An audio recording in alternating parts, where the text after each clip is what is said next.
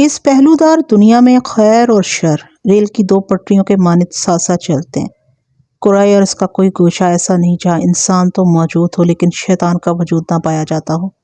انسان خیر و بھلائی کی سوغات کو سینے سے لگائے اور شیطان شر و تباہی کی پوٹلی کو بغل میں دبائے۔ انہی دو پٹریوں کے درمیان نے ایک دوسرے کو مات دینے کا سفر جاری رکھے ہوئے ہیں۔ ہار جیت کا یہ سلسلہ روز اول سے جاری ہے اور روز حشر تلک جاری رہے گا۔ اس ازلی ابدی رساکشی میں شیطان کو شاید انسان بننے میں ذرا مشکل پیش آتی ہوگی، جبکہ انسان کو شیطان کا روپ دھارتے ہوئے ذرا دیر نہیں لگتی۔ انسانوں کے جنگل میں سانس لیتے چند بگڑے اور سنورے کرداروں کی نقاب کشائی۔ السلام علیکم، میرا نام ہے سعدی اور آپ دیکھ رہے ہیں سعدی کی لائبریری۔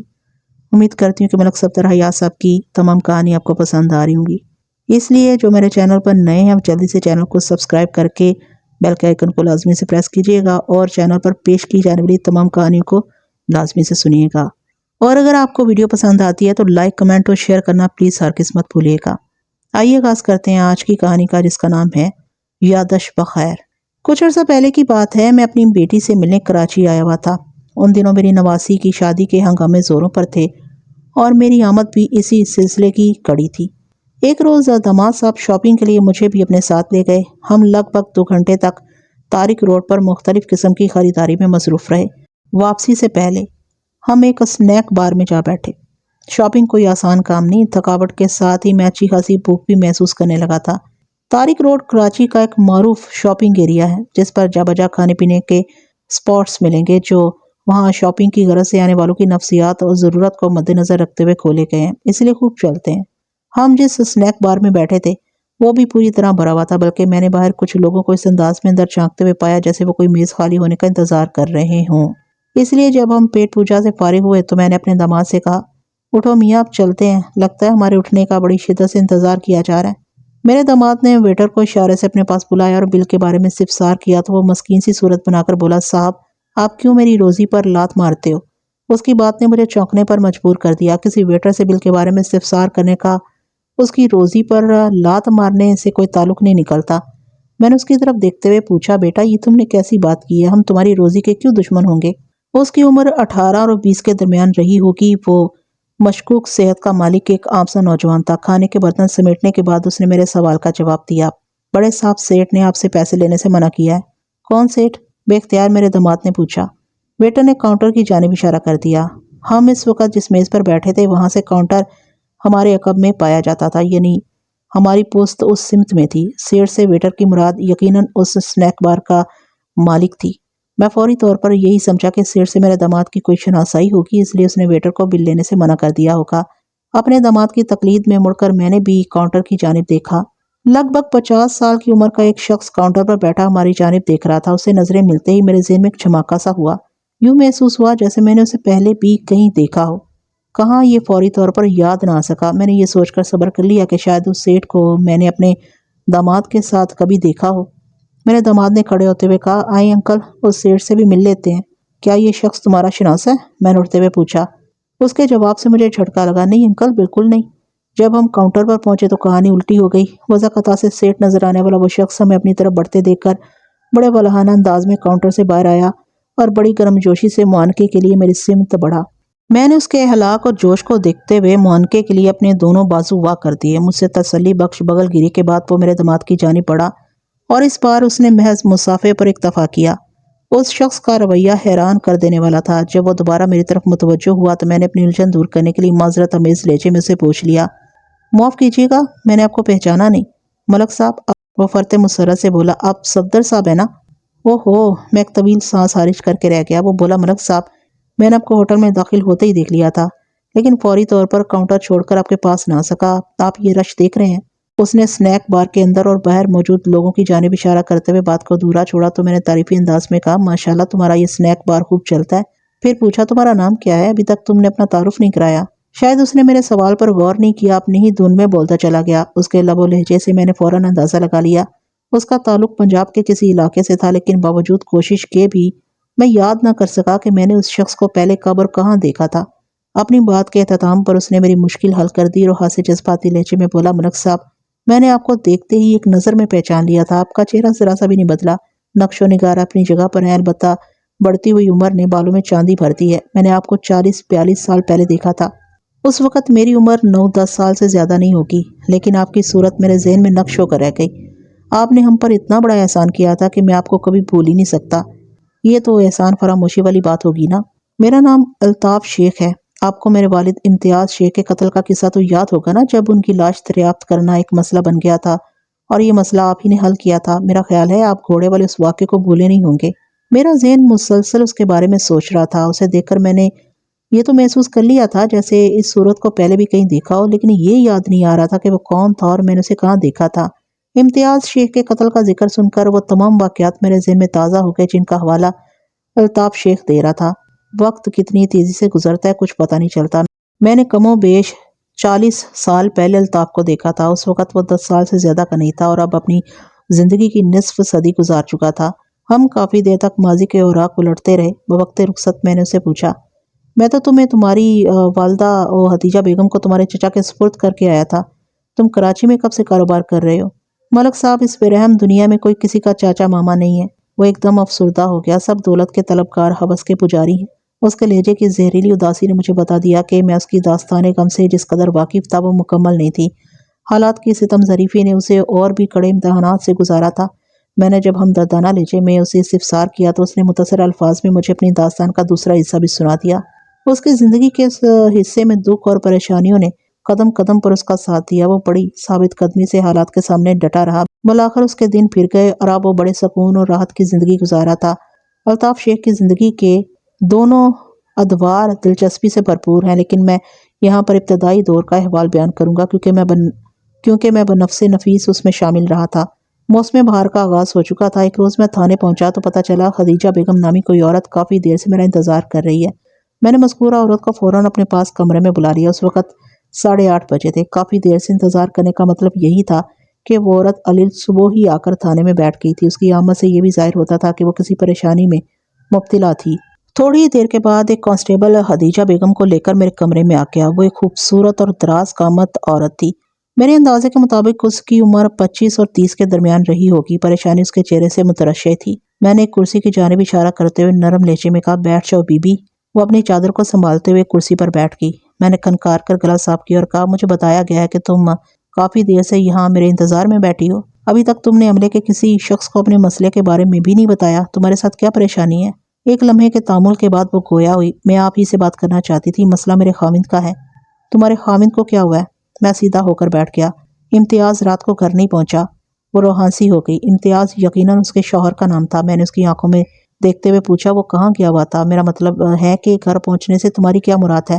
جواب دینے سے پہلے اس نے دوپٹے کے پلو سے اپنی آنکھوں کے نم گوشے خشک کیے، پھر بھرائی ہوئی آواز میں بولی، وہ کل صبح فرید آباد گیا تھا اور یہ کہہ کر گیا تھا کہ رات کو ہر صورت واپس آ جائے گا، لیکن ابھی تک اس کا گلا رند گیا۔ میں نے محسوس کیا کہ وہ اندر سے خاصی دکھی عورت تھی۔ تسلی امیز لہجے میں میں نے اس سے کہا، ہو سکتا ہے وہ رات کو وہیں رک گیا ہو اور آج واپس آ جائے۔ اس میں اتنا فکرمند ہونے کی کیا بات ہے؟ خدیجہ نامی اس عورت کا تعلق موضع قلعہ لچھمن سنگھ سے تھا اور فرید آباد نامی قصبہ وہاں سے لگ بھگ 8 میل کے فاصلے پر واقع تھا۔ ان دونوں قصبہ جات کے درمیان گھنا جنگل پایا جاتا تھا جس کے بیچوں بیچ شرقاً غرباً ایک بڑی نہر بہتی تھی۔ یہ دونوں قصبے میرے تھانے کی حدود میں آتے تھے۔ قلعہ لچھمن سنگھ کا اصل نام قلعہ لکشمن سنگھ تھا، لیکن وقت کے ساتھ ساتھ یہ لچھمن میں بدل گیا تھا۔ اصل نام کو وہاں کے باسی یکسر فراموش کر بیٹھے تھے۔ خدیجہ نے میرے سوال کے جواب میں بتایا، یہ ناممکن ہے کہ امتیاز رات کو فرید آباد رک گیا ہو۔ اس کی آواز میں پھر نمی اتر آئی۔ اگر ایسا ہوتا تو اس کا گھوڑا واپس نہ آتا۔ گھوڑے کے ذکر پر میں چونک اٹھا۔ کیا مطلب ہے تمہارا؟ وہ گلوگیر لہجے میں بولی، امتیاز جس گھوڑے پر سوار ہو کر فرید آباد گیا وہ آج صبح اکیلا گھر پہنچا ہے۔ گھوڑے کی حالت کو دیکھ کر جملہ دھورا چھوڑ کر وہ باقاعدہ آنسوؤں سے رونے لگی۔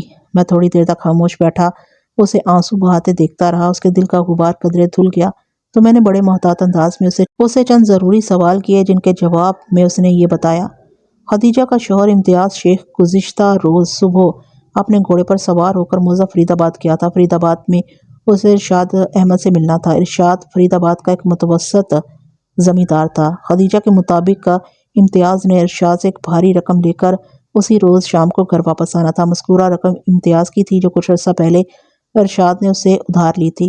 امتیاز بھی قلعہ لچھمن سنگھ کا ایک چھوٹا زمیندار تھا، تاہم اس کا دل بہت بڑا تھا۔ हम पेशा दोस्तों से रकम के लेन देन के सिलसिले में उसने कभी कंजूसी या तंगदिली से काम नहीं लिया था।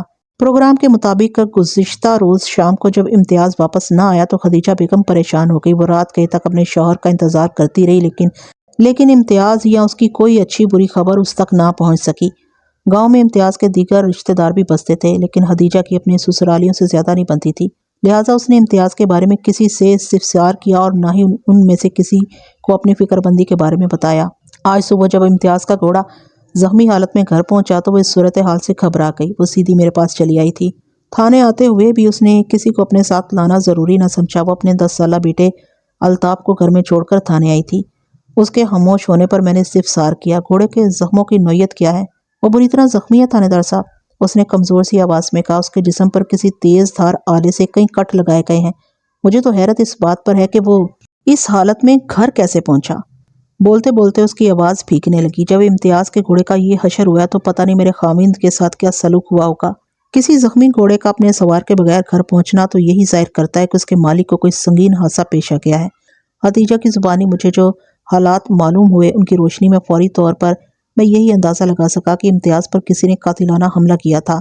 इस हमले का नतीजा क्या रहा, फिलहाल इस बारे में कोई ख़त्मी बात नहीं की जा सकती थी। बहरहाल ये खासी तशवीशनाक सूरत हाल थी। मैंने खदीजा से पूछा, क्या तुम्हें यकीन है कि इम्तियाज़ शेख फरीदाबाद ही गया था? उसने मुझे यही बताया था। उसने जवाब दिया, इम्तियाज़ जब भी गांव से बाहर जाता है तो मुझे अपने प्रोग्राम से ज़रूर आगाह करता है। इस सिलसिले में उसने कभी मुझसे गलत बयानी नहीं की। और तुम्हें इस बात का भी यकीन है? मैंने उसके चेहरे पर निगाह जमाते हुए सवाल किया कि वो फरीदाबाद में इरशाद अहमद से एक मोटी रकम लेने गया था। इस किस्म के सवालात में अपनी तफ्तीश का रुख मुतय्यन करने के लिए पूछ रहा था। खदीजा ने मेरे इस्तिफसार के जवाब में सर को इस्बाती जुम्बश दी तो मैंने मजीद पूछा, ये इरशाद अहमद किस किस्म का बंदा है? मेरी कभी उससे मुलाकात नहीं हुई। उसने बताया, इम्तियाज़ उसकी तारीफ करता है। तुम्हारा खामिद इरशाद से कितनी रकम लेने गया था? मैंने कहा, हम सवाल किया। खदीजा ने जवाब देने में थोड़ा तामुल किया, फिर बोली, 3,000 रुपये। ओहो, मैं एक तवील सांस खारिज करके रह गया। उस जमाने में 3,000 एक बड़ी रकम शुमार होती थी। जिन दिनों सोना 80-90 रुपये तोला और आला दर्जे की गंदुम 5 रुपये मन फरोख्त होती हो, अब 3,000 की कदरों मंजिलत का अंदाज़ा बखूबी लगा सकते हैं। वक़्त गुजरने के साथ साथ इंसान के अलावा रुपए पैसे की इज्जत और तौकीर भी जाती रही है। शायद इनकलाबाते ज़माना इसी को कहा जाता है। मैंने खदीजा से पूछा, इम्तियाज़ की किसी से दुश्मनी वगैरह तो नहीं थी?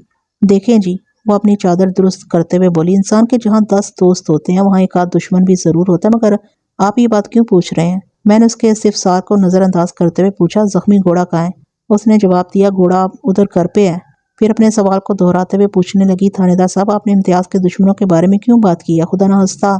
वो जुमला नामुकम्मल छोड़कर मुतवाहिश नज़र से मुझे तकने लगी। मैंने ठहरे हुए लहजे में कहा, देखो खदीजा बेगम, जख्मी घोड़े का इम्तियाज़ के बगैर अकेले ही घर पहुंचना इस अमर की तरफ इशारा करता है कि तुम्हारा शौहर किसी संगीन हादसे का शिकार हो गया है। इसलिए मैं जानना चाहता हूँ कि उसने कोई दुश्मनी तो नहीं पाल रखी थी। हादसे का जिक्र सुनकर उसकी परेशानी में कई गुना इजाफा हो गया। बिखरी हुई आवाज़ में बोली, थानेदार साहब, आप डराने वाली बातें ना करें। मैं इम्तियाज़ के किसी ऐसे बदखुआ को नहीं जानती जो वो अपने शौहर को पहुंचने वाले किसी नुकसान का जिक्र करते हुए बेपनाह खौफज़दा थी। इसलिए जुमला अधूरा छोड़कर खामोश हो गई। मैंने उसका ज़हन बटाने की खातिर कह दिया, तुम फिक्र न करो खदीजा, मैं तुम्हारे शौहर को तलाश करने की पूरी कोशिश करूंगा। फिलहाल मैं उस जख्मी घोड़े से मुलाकात करना चाहता हूँ जिस पर सवार होकर इम्तियाज़ कल फरीदाबाद गया था। उसने मुतज़ब्ज़ब अंदाज में मुझे देखकर बोली, घोड़े से मुलाकात? लफ्ज़ मुलाकात ने शायद उसके जहन को उलझा दिया था। मैंने वजाहत करते हुए कहा, मैं तुम्हारे घर जाकर जख्मी घोड़े का जायज़ा लेना चाहता हूँ। वो जल्दी से बोली, ठीक है, आप आएँ मेरे साथ। मैंने खदीजा को बाहर बैठने के लिए कहा और ASI मुराद को अपने कमरे में बुला लिया। मैं मुराद को अपने साथ खदीजा के घर लेकर जाना चाहता था। वो जब मेरे पास आया तो मैंने उसे ज़रूरी तैयारी की हिदायत की। थोड़ी ही देर में मुराद ने रवानगी का बंदोबस्त कर दिया। जब हम थाने से बाहर निकले तो हमारे लिए वहाँ एक तांगा मौजूद था। उस तांगे का इंतज़ाम ASI मुराद ने किया था। मैं ASI के साथ तांगे के अगले हिस्से में सवार हो गया और खदीजा को पीछे बैठने के लिए कहा। वो तांगे के पायदान पर कदम रखते हुए ठिठक गई, फिर हरासा नज़र से एक तरफ देखने लगी। मैंने उसकी निगाह का ताक़ुब किया और एक तांगा मेरी निगाह में आ गया। खदीजा एकटुक उसी तांगे को देखे जा रही थी जो मुखालिफ सिमत से अब हमारे करीब पहुंच चुका था। मैंने उसे मुखातिब करते हुए पूछा, खदीजा क्या बात है, तुम तांगे पर सवार क्यों नहीं हो रही हो? ये लोग यहाँ भी पहुंच गए। उसने बदस्तूर दूसरे तांगे की जानिब देखते हुए जवाब दिया। मैंने सवाल किया, ये कौन लोग हैं, तुम उन्हें देखकर रुक क्यों गई हो? मज़कूरा तांगे में 2 अफराद कोचपान के अलावा सवार थे। उसने मेरे सवाल का जवाब देते हुए बताया, ये मेरा छोटा देवर मुमताज़ शेख है, पता नहीं यहाँ क्या लेने आया है। इसी से पूछ लेते हैं, तुम फिक्र क्यों करती हो? मैंने तसल्ली में इस लहजे में कहा। इस दौरान में मज़कूरा तांगा हमारे तांगे से 5 गज दूर रुक चुका था। खदीजा ने मुझे बताया था कि उसका छोटा देवर मुमताज़ शेख है। मैं नहीं जानता था इन 2 अफराद में खदीजा का देवर कौन है। ताहम तांगे के रुकने के बाद उनमें से एक नीचे उतरा और तेज़ी से खदीजा की जानिब बढ़ गया। वो एक खुशपोश और जवान शख्स था। मुझे ये अंदाज़ा लगाने में दिक्कत महसूस न हुई कि वही खदीजा का देवर था। मैं भी अपने तांगे से नीचे उतर आया। एएसआई को मेरी तकलीद करना पड़ी।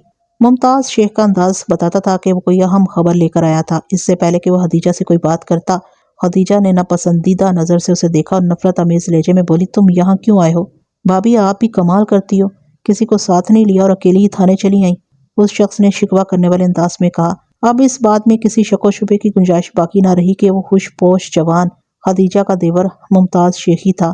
उसके शिकायती इस्तिफसार के जवाब में खदीजा ने बड़े जरहाना अंदाज में कहा, तुम कौन होते हो मुझसे सवाल जवाब करने वाले?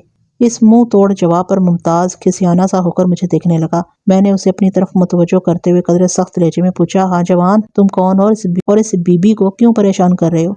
वो गड़बड़ा गया और जिस होते हुए बोला, जनाब ये मेरी भाभी है, भाई साहब इम्तियाज़ की बीवी। खदीजा वाज़ेह अल्फाज में मुझे बता चुकी थी कि अपने ससुरालियों से उसका मेल मिलाप नहीं था और मुमताज़ के साथ उसका हालिया रवैया भी यही जाहिर करता था कि वो उसे सख्त नापसंद करती थी। इसी तनाजुर में मैंने मुमताज़ शेख को लताड़ डाला, ये अगर तुम्हारी भाभी है तो फिर? जनाब मुझे पता चला है कि भाई साहब रात को घर नहीं पहुंचे और सुबह ही सुबह भाभी थाने आ गई हैं। वो वजाहत करते हुए बोला, फिर दोबारा खदीजा की तरफ मुतवज्जो हो गया। भाभी आप ही बताओ आखिर ये चक्कर क्या है? मैंने महसूस कर लिया कि खदीजा मुमताज़ से किसी किस्म की कोई बात करने की रवादार नहीं, हत्ता कि मुमताज़ शेख का बार बार भाभी कहना भी उसे नागवार गुजर रहा है। लिहाजा मैंने बराह रास्त मुमताज़ से कहा, जवान तुम अपनी भाभी को परेशान न करो, वो पहले ही तुम्हारे भाई के लिए बेहद परेशान है। अगर ये चक्कर समझना चाहते हो तो हमारे पीछे पीछे अपने तांगे को ले आओ, हम इस वक्त तुम्हारे गाँव ही जा रहे हैं। वह उलझन ज़दा नज़र से खदीजा को देखने लगा। मैंने खदीजा से कहा, बीबी तुम बैठो तांगे में, मुझे थाने में और भी बहुत काम है। खदीजा खामोशी के साथ तांगे में सवार होगी। मैं भी एएसआई के साथ तांगे में आ बैठा और कोचबान से तांगा आगे बढ़ाने को कहा। थोड़ी देर के बाद दोनों तांगे आगे पीछे मौजा किला लक्ष्मण सिंह की जानिब रवा दवा थे। मुमताज़ अपने तांगे में मेरी हिदायत के मुताबिक हमारे पीछे आ रहा था। दोनों तांगों के दरमियान इतना फासला था कि हमारे दरमियान होने वाली गुफ्तगू दूसरे तांगे में नहीं सुनी जा सकती थी। मैंने खदीजा से मुखातिब होते हुए कहा, लगता है तुम अपने देवर से शदीद नफरत करती हो। जिस शख्स से हमेशा नुकसान पहुंचने का खतरा रहे उसे नफरत ही की जा सकती है थानेदार साहब। वो जहर भरे लहजे में बोली, फिर कहा, आपसे मेरी एक छोटी सी दरख्वास्त है। हाँ कहो क्या बात है? मैंने उसे पूछा। वो बोली, ये नामुराद मेरे घर में कदम नहीं रखेगा। उसके इजहार ख्याल पर एएसआई चौंक कर मेरी तरफ देखने लगा। ये एक इतफाक था कि खदीजा का कहा हुआ जुमला हस्बे मंशा तंज़िया अंदाज में एएसआई पर भी फिट किया जा सकता था, क्योंकि एएसआई का नाम मुराद था। लेकिन खदीजा की नीयत में ऐसी कोई बात नहीं थी। उसने एएसआई मुराद पर किसी किस्म का कोई तंज नहीं किया था। वो बेचारी तो एएसआई के नाम से भी वाकिफ नहीं थी। नामुराद से उसका सीधा सीधा इशारा मुमताज़ शेख की तरफ था। मैंने खदीजा से कहा, तुम अपने घर की मालिक हो, जिसको चाहो अंदर दाखिल होने की इजाज़त दो और जिसको चाहो बाहर ही रोक दो, ये सब तुम्हारी मर्जी पर मुनस्सर है। उसने एक बोझल सांस खारिज की और एहसान मंदी से बोली, आपका बहुत बहुत शुक्रिया। चंद लम्हे खामोश रहने के बाद मैंने उसे इस्तिफसार किया, तुम अपने देवर मुमताज़ शेख से इस कदर खफा क्यों हो? ये एक लंबी चौड़ी दास्तान है जनाब। वो टालने वाले अंदाज में बोली, फिर कभी फुर्सत में सुनाऊंगी, पहले आप मेरे खाविंद का मसला हल करें। एक लम्हे के तवक्कुफ के बाद वो उदास लहजे में बोली, बस इतना समझ लें थानेदार साहब, आज तक मुझे अपने ससुराल वालों से कोई सुख नहीं मिला। मैं खामोशी से उस दुखी औरत के बारे में सोचने लगा। बाज़ लोगों के चेहरे ऐसे होते हैं जिन्हें देखते ही ऐसा लगता है कि वो दूसरों के जुल्म सितम का शिकार हैं। ऐसा हो या ना हो, ताहम उनके चेहरे से यही जाहिर होता रहता है। इस किस्म के अजली मजलूम चेहरों की बात अलग है, लेकिन खदीजा ऐसी खूबसूरत और तरहदार औरत को दुखी मलूल देखना वाकई बड़े दुख और अफसोस वाली बात थी। इन लम्हात में मैं खदीजा के लिए अपने दिल में बेपनाह हमदर्दी महसूस कर रहा था। खदीजा का घर किला लक्ष्मण सिंह के एन वस्त में वाक़या था। हमारा तांगा जिस गली से गुजरा, लोगों ने हैरत और तशवीश के मिले जुले तासुरात से हमें देखा। मैं और एएसआई मुराद यूनिफॉर्म में थे। पुलिस की वैसे ही बड़ी दहशत होती है। हम सुबह ही सुबह उस गांव पहुंच गए थे। मैंने महसूस किया जब तक हम खदीजा के घर तक रसाई हासिल करते, मुमताज़ शेख वाले तांगे में 2-3 और अफराद भी सवार हो गए थे। हम घर के अंदर दाखिल होने लगे तो फिर एक मसला आन खड़ा हुआ। मुमताज़ की कोशिश थी कि वो भी अंदर आएगा, लेकिन खदीजा ने उसकी शदीद मुखालफत की। चुनाचा मुझे उसकी ख्वाहिश का एहतराम करते हुए मुमताज़ को बाहर ही रोकना पड़ा। मैंने मुख्तसर अल्फाज में एएसआई को ज़रूरी हिदायत दी और कहा, मुराद तुम इधर ही घर के बाहर रुको और मेरी इजाज़त के बगैर किसी को अंदर ना आने देना। आप बेफिक्र होकर जाए मलिक साहब, एएसआई ने पूरे एतमाद के साथ कहा। खदीजा के घर के सामने अच्छे खासे अफराद जमा हो गए थे। शायद ये बात पूरे गांव ही को मालूम हो गई थी कि वहां पुलिस आई है। میں نے وہاں پر موجود لوگوں پر ایک طائرانہ نگاہ ڈالی اور میرے تجربے کار نظر نے پلک جھپکتے میں 2 افراد کا انتخاب کر لیا۔ ان کے نام فرمان علی اور وحید اللہ تھے۔ وہ اپنے حلیے اور وضاحت سے معتبر دکھائی دیتے تھے۔ میں نے انہیں اپنے ساتھ لیا اور خدیجہ کے گھر میں داخل ہو گیا۔ وہ ایک آسودہ حال زمیندار کا گھر تھا۔ صحن کو میں نے خاصا کشادہ اور درخت دار پایا۔ میری خواہش پر خدیجہ مجھے اس کمرے تک لے گئی جو امتیاز شیخ کے گھوڑے کے لیے مخصوص تھا۔ مذکورہ کمرہ بڑے سے گیٹ نما داخلی دروازے کے قریب ہی واقع تھا۔ خدیجہ کی زبانی مجھے یہ بھی معلوم ہوا کہ ان کے دیگر مویشی گھر کے عقب میں باڑے میں رہتے تھے، لیکن امتیاز اپنے گھوڑے کو ہمیشہ گھر کے اندر ہی باندھتا تھا، حتیٰ کہ اس کے لیے ایک خصوصی کمرہ بھی گھر میں تعمیر کرا رکھا تھا۔ میں نے خدیجہ سے پوچھا، اب تو بہار کا موسم شروع ہو چکا ہے، فضا میں اتنی خنکی نہیں رہی کہ جانوروں کو اندر باندھا جائے، پھر تم نے گھوڑے کو کمرے میں کیوں رکھا ہوا ہے؟ آپ اس کی حالت دیکھیں گے تو یہ بات خود ہی سمجھ میں آ جائے گی، وہ سپاٹ آواز میں بولی۔ میں نے جب مذکورہ گھوڑے کو دیکھا تو خدیجہ کی بات واقعی میری سمجھ میں آ گئی۔ وہ سفید رنگ کا ایک جاذب نظر اور صحت مند گھوڑا تھا۔ اسی رنگت کے سبب اس کے زخم کچھ زیادہ ہی نمایاں ہو کر نظر آ رہے تھے۔ وہ اس وقت کمرے کے فرش پر بیٹھا ہوا تھا۔ اس کے بدن کا بالائی حصہ زخموں سے چور تھا۔ ان میں سے بعض خاصے تشویشناک زخم تھے۔ میرے اندازے کے مطابق وہ تیز دھار کلہاڑی کے زخم تھے۔ میں نے فرمان علی اور وحید اللہ کی مدد سے بمشکل گھوڑے کو اٹھ کر کھڑا ہونے پر مجبور کیا۔ گھوڑے کی ٹانگیں کپ کپائیں اور وہ کسی برفانی تودے کے مانند بے بسی سے فرش پر ٹھہر گیا۔ اس لمحاتی مدت میں یہ دیکھنے میں کامیاب ہو گیا کہ دیگر بدن کی بنسبت اس کی ٹانگیں خطرناک حد تک زخمی تھیں۔ بے اختیار میرے منہ سے نکل گیا، یہ بے زبان گھر تک پہنچا کیسے ہوگا؟ اسی بات کی مجھے بھی حیرت ہے۔ مجھے اپنے عقب میں خدیجہ کی آواز سنائی دی، پھر اس آواز سے ایک کرب چھلکنے لگا۔ پتہ نہیں میرے خامد کے ساتھ کیا واقعہ پیش آیا ہے۔ اس وقت میں براہ راست اس مجبور اور لاچار سفید گھوڑے کی آنکھوں میں دیکھ رہا تھا۔ پتہ نہیں یہ میرا وہم تھا یا سچویشن کا اثر، بہرحال مجھے یوں محسوس ہوا جیسے وہ گھوڑا مجھ سے کچھ کہنا چاہتا ہو۔ میں کافی دیر تک ایک ٹک اس کی آنکھوں میں دیکھتا رہا، لیکن ان محسوسات میں کوئی تبدیلی واقع نہ ہوئی۔ کاش مجھے جانوروں کی آنکھوں میں نمودار ہونے والے تاثرات کو پڑھنا آتا ہوتا تو میں یہ جاننے میں کامیاب ہو جاتا کہ وہ بے زبان مجھ سے کیا کہنا چاہتا تھا۔ ممکن ہے وہ اپنے مالک امتیاز شیخ کے بارے میں کوئی اطلاع دینا چاہتا ہو۔ اس گھوڑے کے لیے میرا دل ہمدردی کے جذبات سے لبریز ہو گیا، خاص طور پر جب میں نے اسے اٹھا کر کھڑا کرنے کی کوشش کی تھی اور وہ کسی معذور شخص کی طرح کانپتا لرزتا زمین بوس ہو گیا تھا۔ اس دکھی منظر نے مجھے ہلا کر رکھ دیا تھا۔ میرے ذہن نے اسی لمحے فیصلہ سنا دیا، مجھے فوری طور پر اس گھوڑے کو ابتدائی طبی امداد مہم پہنچانے کی کوشش کرنا چاہیے۔ اس دوران میں وہ مسلسل رحم طلب نظر سے مجھے دیکھتا رہا۔ 5 منٹ کی ہنگامی پوچھ گچھ کے بعد میں یہ جاننے میں کامیاب ہو گیا کہ قلعہ لچمن سنگھ میں کوئی باقاعدہ شفاخانہ حیوانات موجود نہیں تھا۔ اس جستجو سے بہرحال یہ مثبت نتیجہ بھی سامنے آیا کہ ظہوری چاچا نامی ایک شخص بیمار اور زخمی جانوروں کا علاج معالجہ کرتا ہے۔ وہ شخص اس گاؤں میں ڈنگر ڈاکٹر کے نام سے مشہور تھا۔ میں نے ایک بندہ بھیج کر فوری طور پر ڈنگر ڈاکٹر ظہوری چاچا کو خدیجہ کے گھر بلوا لیا۔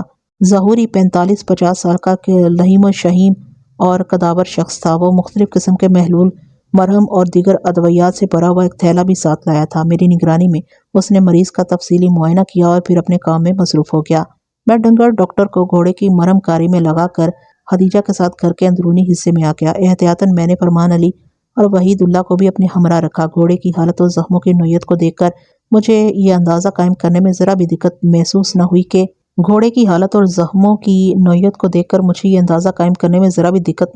ہوئی کہ فرید آباد سے قلعہ لچمن سنگھ کی طرف آتے ہوئے امتیاز شیخ پر قاتلانہ حملہ ہوا تھا، اور زیادہ امکانات اس بات کے تھے کہ جب میں امتیاز کی تلاش میں نکلوں گا تو اس کی زخم لاش سے سامنا ہوگا۔ تاہم میں نے اپنے اس اندازے کے بارے میں خدیجہ کو کچھ نہ بتایا۔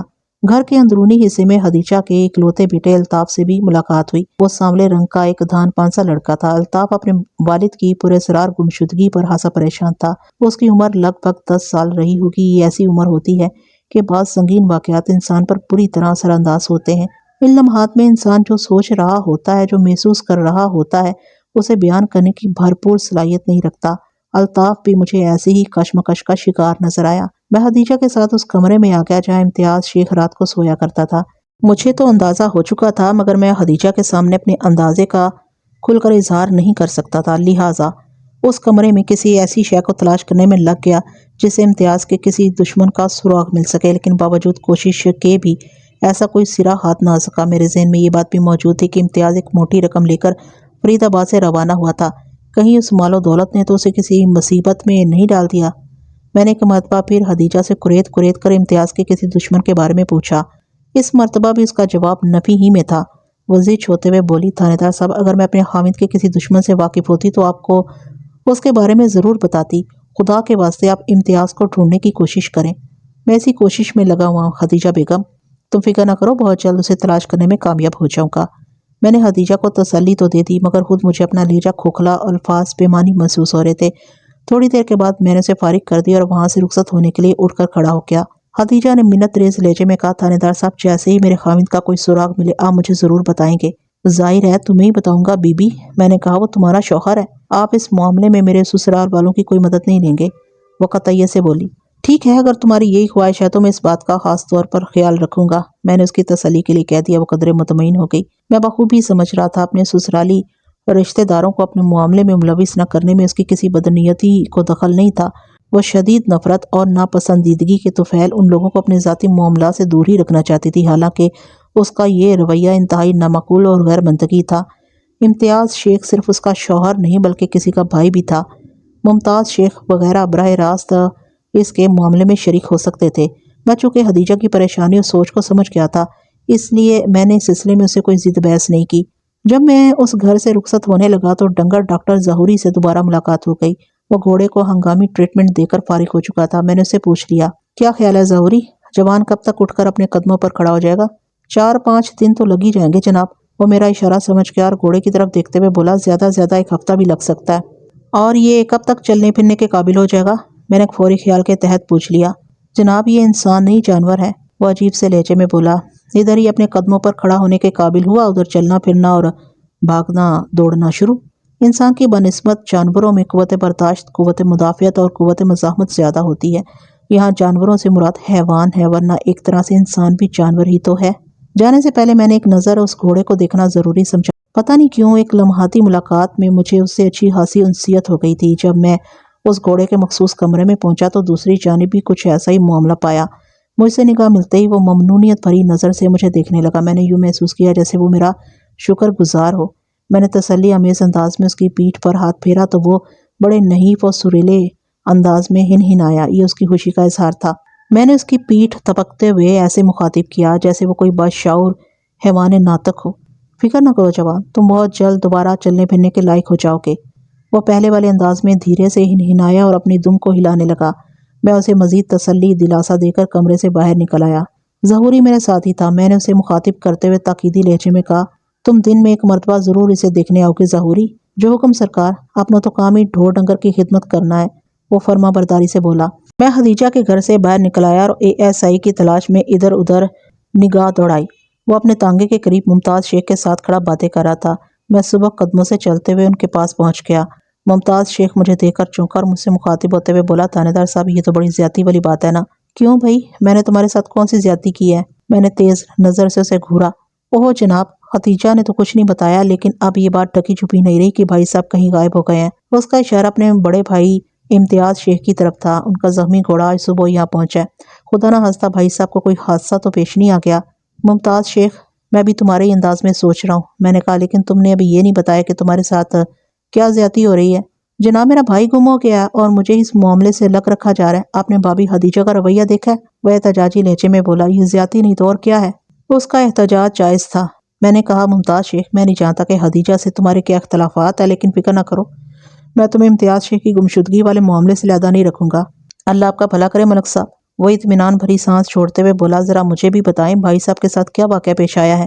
اس سے پہلے کہ میں کوئی جواب دیتا وہ چوکنا نظر سے خدیجہ کے گھر کے گیٹ کی طرف دیکھتے ہوئے بولا، میرا خیال ہے یہاں کھڑے ہو کر باتیں کرنا مناسب نہیں، اگر خدیجہ بھابھی نے دیکھ لیا تو کوئی اور مصیبت کھڑی کر دے گی۔ وہ فتنہ فساد کی خاصی ماہر ہے۔ اس نے اپنی بھابھی کے بارے میں جن خیالات کا اظہار کیا، اس سے مجھے یہ سمجھنے میں دشواری نہ ہوئی کہ وہ بھی اپنے دل میں اس عورت کے لیے اچھے اور بھلائی کے جذبات نہیں رکھتا تھا۔ گویا بقول کسے تالی 2 ہاتھ سے بچ رہی تھی، جن میں ایک ہاتھ خدیجہ کا اور دوسرا ممتاز شیخ کا تھا۔ میں نے اس کی آنکھوں میں دیکھتے ہوئے تجویز پیش کی، کیا خیال ہے پھر تھانے چلیں؟ میرے انداز نے اسے گڑبڑا دیا۔ گھبراہٹ آمیز لہجے میں بولا، مجھے تھانے کیوں لے کر جانا چاہتے ہیں؟ تمہیں تھانے جاتے ہوئے خوف کیوں محسوس ہو رہا ہے؟ کیا تم نے کوئی جرم کیا ہے؟ نہیں جناب، میں نے کوئی جرم نہیں کیا، وہ جلدی سے بولا۔ میں نے کہا، پھر ڈرنے والی کوئی بات نہیں، تانگے میں آ جاؤ۔ تھوڑے سے تامل کے بعد وہ تانگے پر سوار ہو گیا۔ تانگا تھانے کی جانب بڑھ گیا۔ راستے میں نے ممتاز شیخ کو اس کے بڑے بھائی امتیاز شیخ کے بارے میں تفصیلاً بتا دیا۔ یہ تمام تر باتیں وہی تھی جو خدیجہ کی زبانی مجھ تک پہنچی تھی، یعنی امتیاز کا فرید آباد جانا، وہاں کے ایک زمیندار ارشاد احمد سے ملنا اور 3,000 کی رقم کے ساتھ فرید آباد سے واپس قلعہ لچمن سنگھ آنا۔ اس نے میری بات غور سے سنی اور میرے خاموش ہونے پر بولا، میں محسوس کر رہا ہوں بھائی صاحب کے ساتھ جو بھی سنگین واقعہ پیش آیا ہے وہ موضع فرید آباد اور قلعہ لچمن سنگھ کے درمیان ہی رونما ہوا ہے۔ ہمیں اس علاقے کا اچھی طرح جائزہ لینا چاہیے۔ مجھے یہ رہزنی کی کوئی واردات معلوم ہوتی ہے۔ 3,000 روپے کوئی معمولی رقم نہیں ہوتی۔ میں نے کہا، ممتاز شیخ، میں تمہاری بات سے اتفاق کرتا ہوں۔ بتاؤ تم اس تلاش کے سلسلے میں میری کیا مدد کر سکتے ہو؟ آپ جو بھی حکم کریں۔ وہ سوالیہ نظر سے مجھے دیکھنے لگا۔ ہمارا تانگہ تھانے کے قریب پہنچ رہا تھا۔ میں نے گہری سنجیدگی سے کہا، ممتاز شیخ، میں چاہتا ہوں کہ تم واپس گاؤں جاؤ اور دوپہر سے پہلے کوئی سے 2 قابل اعتماد افراد کو لے کر میرے تھانے چلے آؤ۔ اس کے پلے کچھ نہ پڑا۔ الجھن زدہ نظر سے مجھے دیکھتے ہوئے بولا، پھر یہ کہ میں نے لمحاتی توقف کے بعد اضافہ کرتے ہوئے کہا، اس دوران میں ایک پولیس پارٹی ترتیب دے لوں گا۔ تمہیں ہماری پارٹی کے ساتھ جنگل میں جانا ہوگا اپنے بھائی کی تلاش میں۔ منظور ہے؟ وہ سینہ ٹھوکتے ہوئے بولا، میں ابھی کیا اور ابھی آیا۔ لیکن ایک بات کا خاص طور پر خیال رکھنا ممتاز، خدیجہ کو اس منصوبے کی بھنک نہیں ملنا چاہیے ورنہ وہ بھڑک کر ہتھے سے اکھڑ جائے گی۔ میں نے محسوس کیا ہے وہ تمہیں پسند نہیں کرتی۔ یہ اس کا پاگل پن ہے ملک صاحب۔ وہ برا سا منہ بناتے ہوئے بولا، میں نے تو کبھی اس کی کوئی بکری نہیں چرائی۔ بہرحال اگر آپ کا حکم ہے تو میں اپنی سرگرمی کے سلسلے میں زبان بند ہی رکھوں گا۔ شاباش، آپ تم فوراً واپس چلے جاؤ، میں نے کہا۔ اس وقت تک ہمارا تانگہ تھانے کے سامنے پہنچ کر رک چکا تھا۔ میری ہدایت کے مطابق ممتاز شیخ نے واپسی کی راہ لی اور میں ASI کے ہمراہ چلتے ہوئے اپنے کمرے میں آ گیا۔ نے مجھ سے پوچھا، ملک صاحب، کیا واقعی آپ ممتاز شیخ کو متلاشی پارٹی میں شریک کرنا چاہتے ہیں؟ کیوں، اس میں کوئی قباحت ہے؟ الٹا میں نے اسی سے سوال کر ڈالا۔ نہیں، میرا یہ مطلب نہیں تھا۔ وہ گڑبڑا گیا۔ میں نے ایک لفظ پر زور دیتے ہوئے کہا، مراد، ایک بات ذہن میں رکھنا کہ یہ ممتاز شیخ بھی مشکوک افراد کی فہرست میں شامل ہے۔ خدیجہ کے رویے سے ظاہر ہوتا ہے دونوں بھائیوں کے درمیان بھی خوشگوار تعلقات نہیں تھے۔ تمہیں میں یہ سب کچھ اس لیے بتا رہا ہوں کہ اس کی نگرانی بھی تم ہی کرو گے۔ نگرانی؟ میں کچھ سمجھا نہیں ملک صاحب۔ وہ متذبذب نظر سے مجھے دیکھنے لگا۔ میں نے فوری منصوبے کے تحت کہا، میں تو ایک کانسٹیبل کے ساتھ موضع فرید آباد جا رہا ہوں۔ امتیاز کی تلاش کے سلسلے میں ارشاد احمد نامی اس شخص سے ملاقات بہت ضروری ہے۔ مجھے امید ہے میں وہاں سے مفید معلومات حاصل کر کے لوٹوں گا۔ پولیس کی جو پارٹی امتیاز شیخ کی تلاش میں جنگل کی طرف جائے گی اس کے لیڈر تم ہو گے۔ ممتاز شیخ 2 ناقابل بھروسہ بندوں کو لے کر تھانے پہنچنے والا ہے۔ تم اپنی ضرورت کے مطابق 2-3 کانسٹیبلز کو ساتھ لے لینا اور جنگل کی طرف روانہ ہو جانا۔ امتیاز شیخ کی گمشدگی کا سراغ تو لگانا ہی ہے۔ اس کے ساتھ ہی تمہیں ممتاز شیخ پر بھی کڑی نگاہ رکھنی ہے۔ اس کی حرکات و سکنات اور ایک رویے کو نوٹ کرنا ہے۔ کیا تم یہ کام کر لو گے؟ آپ فکر نہ کریں ملک صاحب، میں آپ کو مایوس نہیں کروں گا، وہ مضبوط لہجے میں بولا۔ میں نے کہا، میں شام سے پہلے واپس آنے کی کوشش کروں گا۔ مجھے امید ہے تم لوگ اس سے پہلے کسی اچھی بری خبر کے ساتھ تھانے پہنچ چکے ہوگے۔ جب میں آؤں تو رپورٹ تیار ہونا چاہیے۔ اوکے سر، وہ ٹھہرے ہوئے لہجے میں بولا۔ اس نے اس بات میں گردن ہلائی اور بولا، ہیں تو حویلی ہی میں، لیکن اس وقت وہ آرام کر رہے ہیں۔ یہ کون سا آرام کا وقت ہے؟ میں نے حیرت بھرے لہجے میں کہا۔ وہ دراصل بات یہ ہے کہ پچھلے 3-4 روز سے ابا جی کی طبیعت ٹھیک نہیں ہے، اس نے وضاحت کرتے ہوئے بتایا۔ بخار تو اب نہیں آ رہا لیکن کمزوری بہت ہو گئی ہے۔ تم نے اپنا نام نہیں بتایا برخودار، میں نے نرم لہجے میں استفسار کیا۔ مجھے چودھری دلشاد احمد کہتے ہیں، وہ سینہ پھیلاتے ہوئے بولا۔ میں نے اپنا تعارف کراتے ہوئے کہا، دلشاد احمد، میں اس علاقے کا تھانے دار ہوں۔ میرا نام ملک صفدر حیات ہے اور یہ ہے کانسٹیبل الہی بخش۔ میں نے اپنے ہمراہی کی جانب اشارہ کرتے ہوئے بتایا، ہم ایک انتہائی ضروری کام کے سلسلے میں تمہارے ابا جی سے ملنے آئے ہیں۔ اس تعارف سے وہ قدرے متاثر نظر آنے لگا۔ اس کی کلف لگی گردن میں تھوڑی نرمی پیدا ہوئی اور وہ ہلاک کا مظاہرہ کرتے ہوئے بولا، آپ اندر آ جائیں جناب، میں ابا جی کو آپ کے بارے میں بتاتا ہوں۔ اس کی بات سے یہ بھی ظاہر ہوا کہ ملازم کو اس نے ارشاد احمد تک پہنچنے ہی نہیں دیا تھا۔ بہرحال ہم اس کی معیت میں چلتے ہوئے حویلی کے اندر داخل ہو گئے۔ گیٹ والی دیوار کے ساتھ ہی اندرونی جانب ایک وسیع اور عریض ہال نما بیٹھک بنی ہوئی تھی۔ دلشاد احمد ہمیں اس بیٹھک میں بٹھا کر حویلی کے اندرونی حصے میں غائب ہو گیا۔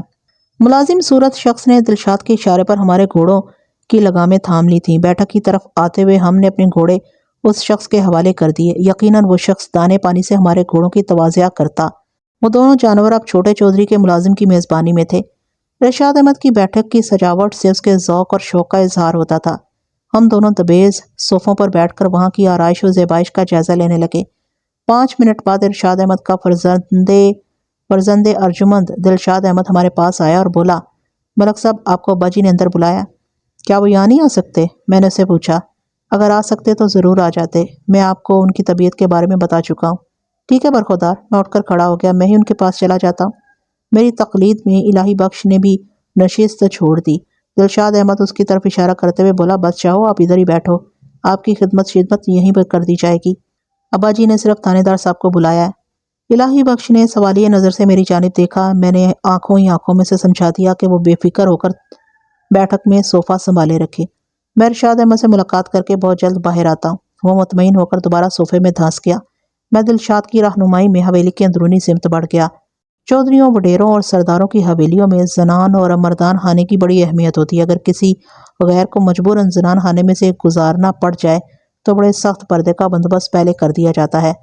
ارشاد احمد بھی اس وقت حویلی کے زنان خانے میں آرام کر رہا تھا، لہٰذا میں مختلف نازک مراحل طے کرنے کے بعد اس کے کمرے میں پہنچ گیا۔ وہ ایک بیڈ روم تھا اور ارشاد احمد ایک کشادہ بیڈ پر اونچے تکیے کی ٹیک لگائے دراز تھا۔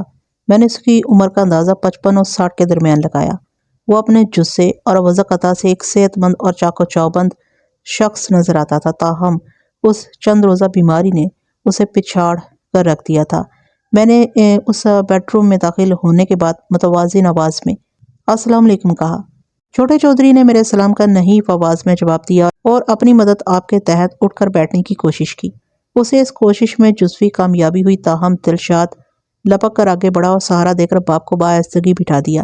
اس کے ساتھ ہی اس نے ارشاد کی پشت پر 2-3 تکیے رکھ کر مکمل ٹیک فراہم کر دی۔ میں نے بڑی نرمی کے ساتھ ارشاد احمد سے مصافحہ کیا اور اس کرسی پر بیٹھ گیا جو غالباً میرے ہی لیے اس کے بیڈ کے پاس ڈال دی گئی تھی۔ دلشاد مجھے اپنے باپ کی خوابگاہ میں پہنچانے کے بعد واپس نہیں گیا بلکہ پائنٹی خاموش کھڑا رہا۔ ہمارے درمیان رسمی الیک سلیک ہو چکی تو اس نے اپنے بیٹے سے کہا، جا پتر، ملک صاحب کے لیے چائے پانی کا بندوبست کر۔ اس کے ایک ایک لفظ سے نقاہت ٹپکتی تھی۔ ہماری خوش نصیبی ہے کہ یہ ہمارے غریب خانے پر تشریف لائے، ورنہ یہ تو اتنے مصروف بندے ہیں کہ بس۔ اس نے معنی خیز انداز میں جملہ ادھورا چھوڑا تو دلشاد فوراً وہاں سے رخصت ہو گیا۔ چھوٹے چودھری ارشاد احمد سے یہ میری پہلی ملاقات تھی، لیکن اس کے انداز سے ظاہر ہوتا تھا کہ وہ میرے بارے میں بہت کچھ جانتا ہے۔ دراصل میرا ہزاروں لوگوں سے واسطہ پڑتا تھا اور ہزاروں لوگوں کا مجھ سے۔ کثیر التعداد لوگوں کے لیے کسی اور شخص کو یاد رکھنا بہت آسان ہوتا بنسبت اس ایک شخص کے کہ وہ ہزاروں لوگوں کو یاد رکھے۔ میں نے گفتگو کا آغاز اس کی بیماری سے کیا اور پوچھا، اب آپ کی طبیعت کیسی ہے؟ آپ کے صاحبزادے نے مجھے آپ کی حالت کے بارے میں بتایا۔ اب تو کافی ٹھیک ہوں، اس نے آہستگی سے بتایا، بس کمزوری باقی ہے، وہ تو آہستہ آہستہ ہی جائے گی۔ میں نے کہا، بالکل ٹھیک کہہ رہے ہیں آپ، یہ کمزوری بڑی ظالم شے ہے، گھوڑے کی رفتار سے آتی ہے اور جوں کی رفتار سے رخصت ہوتی ہے۔ وہ اپنے سوکھے ہوئے ہونٹوں پر پھیکی سی مسکراہٹ سجاتے ہوئے بولا، میرا خیال ہے کمزوری سے بھی زیادہ ظالم شے بیماری ہے جس کے سبب یہ کمزوری انسان پر حملہ آور ہوتی ہے۔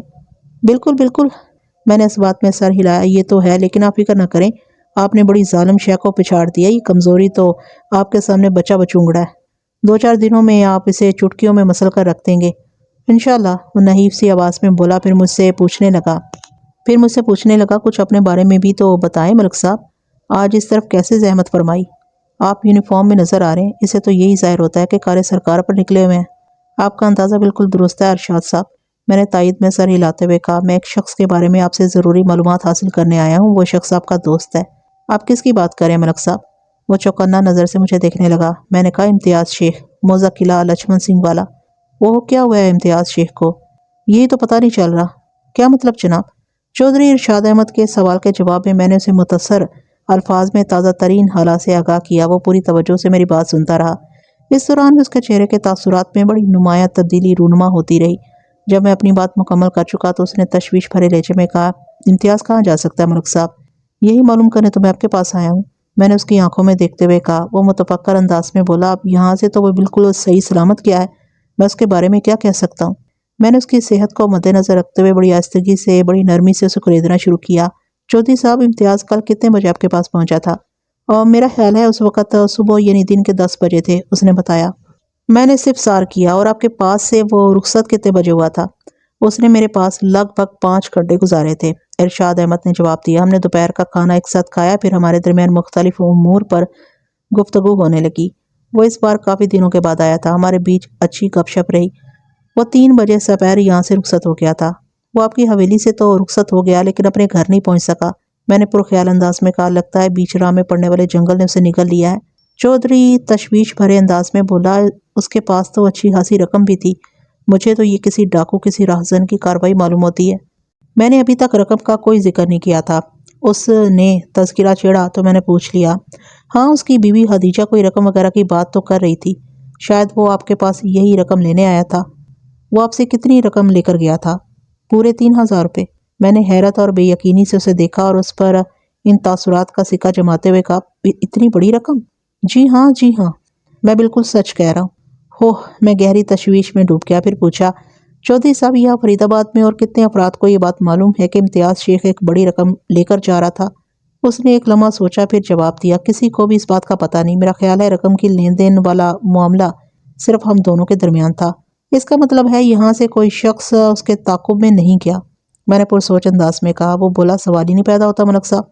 एक लम्हे के तवक्कुफ से इजाफा करते हुए उसने कहा, मुझे तो ये सीधी सीधी डाकुओं की वारदात नजर आ रही है। क्या आपने जंगल वाले हिस्से को चेक किया है? इम्तियाज शेख के लिए चौधरी इरशाद अहमद की तशवीश और फिक्रमंदी में कोई खोट नजर नहीं आती थी। वो उसके लिए उतना ही परेशान था जितना किसी मुखलिस और सच्चे दोस्त को इन हालात में होना चाहिए। मैंने उसके सवाल का जवाब देते हुए कहा, मैंने इधर आने से पहले एक पुलिस पार्टी को जंगल वाले उस हिस्से का गोशा गोशा झांकने के लिए रवाना कर दिया। वापस थाने पहुंचूंगा तो इस तलाश के नताइज सामने आएंगे। वैसे मैं खुद भी जिस रास्ते से गुजर कर आया हूँ उसका तनकीदी निगाह से जायजा लिया है। उम्मीद है बहुत जल्द इम्तियाज शेख का कोई सुराग हाथ आ जाएगा। आप इस सिलसिले में मेरी क्या मदद कर सकते हैं? वो दोस्ताना अंदाज में मुस्तफसर हुआ, मुझसे किस किस्म का ताउन चाहते हैं? आपके लिए जो भी मुमकिन हो सके।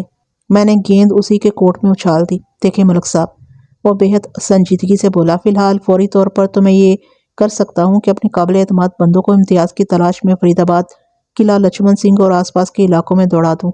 वो मेरा सच्चा दोस्त है जनाब। मैं चाहूँगा वो जल्द अज जल्द बाजियाब हो जाए। तलाश का सिलसिला तो आप फौरी तौर पर शुरू करा दें, मैंने कहा। इसके अलावा आप मुझे इम्तियाज के दोस्तों और दुश्मनों के बारे में भी बताएंगे, खास तौर पर फरीदाबाद में पाए जाने वाले दोस्त और दुश्मन। वो चंद लम्हा तक टटोलती हुई नजर से मुझे देखता रहा, फिर ठहरे हुए मगर नहीं लहजे में बोला, इम्तियाज को दुश्मन बनाने का कोई शौक नहीं था, लिहाजा मैं उसके किसी ऐसे दुश्मन को नहीं जानता जो इस हद तक जा सकता हो। कम से कम यहाँ फरीदाबाद में तो कोई ऐसा शख्स वजूद नहीं रखता। और उधर किला लक्ष्मण सिंह में? मैंने पूछा। वहाँ भी ऐसे किसी शख्स से वाकिफ नहीं हूँ। चौधरी साहब, इम्तियाज का घोड़ा जिस हालत में आज सुबह किला लक्ष्मण सिंह पहुंचा है, उसे तो यही लगता है कि इम्तियाज के साथ जो कुछ हुआ वो किसी शदीद दुश्मनी का नतीजा है। ऐसे कारनामे दोस्त तो अंजाम नहीं दिया करते ना। वो तो आप बिल्कुल ठीक कह रहे हैं। वो तायदी अंदाज में गर्दन हिलाते हुए बोला, आपने मुझे जो हालात बताए हैं उनकी रोशनी में तो मेरा ध्यान सिर्फ डाकुओं लुटेरों की तरफ जाता है। आप इस बारे में क्यों नहीं सोच रहे? मैं हर जाविये से सोचने का आदी हूँ चौधरी साहब, मैंने एक एक लफ्ज पर जोर देते हुए कहा। जिस पहलू की तरफ आपने इशारा किया, अगर वो मेरी नज़र में ना होता तो मैं पुलिस पार्टी को जंगल की खाक छानने के लिए रवाना न करता। एक लम्हे का तवक्कुफ करके मैंने अचानक पूछा, वैसे मुमताज़ शेख एंड कंपनी के बारे में आपका क्या ख्याल है? वह चौंक कर मेरी जानिब देखते हुए बोला, मुमताज़ इम्तियाज़ का छोटा भाई है। ये तो मुझे भी मालूम है, मैंने कहा। मैंने खदीजा के रवैये में अपने देवर मुमताज़ के लिए एक खास किस्म की नफरत और सर्द महरी पाई है। बस बात में सर हिलाते हुए बोला, दोनों भाइयों में काफ़ी अरसे से चपकलश और नाराज़गी चल रही है। दोनों भाइयों में काफ़ी अरसे से चपकलश और नाराज़ी चल रही है। उनका एक दूसरे के यहाँ आना जाना भी नहीं है। दरअसल दोनों के मिजाज में ज़मीन आसमान का फ़र्क है। जब तक वालिदैन जिंदा थे किसी न किसी तौर पर निभाह होता रहा, फिर इनमें ऐसी जुदाई पड़ी जो वक्त गुजरने के साथ साथ बढ़ती ही चली गई। मैंने यही महसूस किया है कि इम्तियाज़ मुमताज़ की सूरत देखने का भी रवादार नहीं, जबकि निज़ामपुरा वाला फ़याज़ शेख मुमताज़ शेख से कतई मुख्तलिफ है। ये मेरे लिए एक नया इंकशाफ था। मैंने पूछा, ये फ़याज़ शेख कौन है चौधरी साहब? फ़याज़ इम्तियाज़ से छोटा और मुमताज़ से बड़ा भाई है। वो वजाहत करते हुए बोला, वो इन दोनों भाइयों से लग थलग उधर निज़ामपुरा में रहता है। उन दोनों ही से उसके ज़्यादा गहरे मुनासिब नहीं है। बस मिल लिया तो मिल लिया, नहीं तो नहीं। ठीक है, मैं फ़याज़ शेख से पूछगछ के लिए निज़ामपुरा भी जाऊँगा। मैंने सरसरी अंदाज में कहा, फिलहाल आप मुझे मुमताज़ के बारे में बताएं। क्या वो अपने बड़े भाई की इस पुरअसरार गुमशुदगी में मुलविस हो सकता है? वो कुछ सोचते हुए बोला, बज़ाहिर तो ऐसा नज़र नहीं आता। मेरा ख्याल है कि दोनों भाइयों के दरमियान मामूली नौयत के इख्तलाफात हैं, उसे दुश्मनी नहीं कहा जा सकता। चौधरी साहब, मामूली इख्तलाफात ही तो आगे चलकर दुश्मनी की बुनियाद बनते हैं। मैंने कहा, आप ठीक कहते हैं मलक साहब। वो सर को इस्बाती जुम्बश देते हुए बोला, वैसे मैंने ऐसे आसार नहीं देखे जिनकी बुनियाद पर मैं उनके दरमियान किसी दुश्मनी की तस्दीक कर सकूं। आपको एक दिलचस्प बात बताऊं? मैंने राज़दाराना अंदाज में कहा। खदीजा के 1000 मना करने के बावजूद भी मैंने मुमताज़ को इम्तियाज़ की तलाश पर मामूर कर दिया है। वो उस पुलिस पार्टी में शामिल है जो जंगल की जानिब रवाना हुई है। मुझे उस शख्स पर गहरा शक है। میں نے اپنے ہوشیار ماتحت کو اس پر کڑی نظر رکھنے کا فریضہ سونپ دیا۔ انشاءاللہ جلد ہی کوئی نتیجہ سامنے آ جائے گا۔ میری تو یہ دعا ہے ملک صاحب، وہ خلوص دل سے بولا۔ میرا یار امتیاز شیخ ہی نتیجہ بن کر منظر پر ابھر آئے۔ میں امتیاز کے لیے چودھری ارشاد احمد کے دلی جذبات کو سمجھ رہا تھا۔ زاویہ گفتگو کو تھوڑا تبدیل کرتے ہوئے میں نے اس سے پوچھا، آپ نے امتیاز کے کسی دشمن کی نشاندہی تو نہیں کی؟ کسی دوست ہی کی طرف اشارہ کر دیں۔ یہاں فرید آباد میں وہ آپ کے علاوہ اور کس کس سے ملتا تھا؟ ممکن ہے کہیں اور سے کوئی اور اشارہ مل جائے۔ اس نے جواب دیا، وہ میرے علاوہ سودی شاہ سے ملتا تھا۔ یہ سودی شاہ کون ہے؟ میں نے پوچھا۔ اور اس سے کہاں ملاقات ہو سکتی ہے؟ اس بندے کا اصل نام تو مسعود علی ہے، لیکن سودی شاہ کے نام سے مشہور ہے، اس نے بتایا۔ وہ ادھر منڈی بلال گنج میں ہوتا ہے، وہاں منڈی میں آڑھت کا کام کرتا ہے۔ منڈی بلال گنج وہاں سے لگ بھگ 1.5 میل کے فاصلے پر واقع تھی۔ میں نے ارشاد سے پوچھا کہ امتیاز کل بھی سودی شاہ سے ملنے گیا تھا؟ اس نے مجھ سے ایسا کوئی ذکر تو نہیں کیا۔ وہ سادگی سے بولا، ہماری اس گفتگو کے دوران میں دلشاد احمد نے اپنا کام دکھا دیا تھا۔ چائے پانی کے نام پر کھانے پینے کے اچھے حاصل لوازمات اس بیڈ روم میں پہنچا دیے گئے۔ مجھے امید تھی کانسٹیبل الہی بخش کی بھی حاضر تواضع کی گئی ہوگی۔ اس کے بے حد اصرار پر میں باتوں کے ساتھ ساتھ ہاتھ بھی چلاتا رہا۔ 10 منٹ کی مزید بات چیت کے بعد میں نے ارشاد احمد سے اجازت چاہی۔ اس تعاون کا بہت بہت شکریہ صاحب، آپ نے طبیعت کی خرابی کے باوجود بھی اتنا وقت دیا۔ وہ اصرار کرنے لگا، آپ کھانا کھا کر جائیں ملک صاحب۔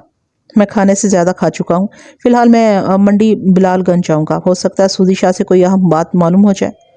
وہ نکاحت بھرے لہجے میں بولا، آپ کوشش کر کے دیکھ لیں، ویسے مجھے نہیں امید وہ کل اس طرف گیا ہو۔ اگر اس کا ایسا کوئی پروگرام ہوتا تو مجھ سے ضرور ذکر کرتا۔ قانونی کارروائی تو ہر حال میں ضروری ہے نا؟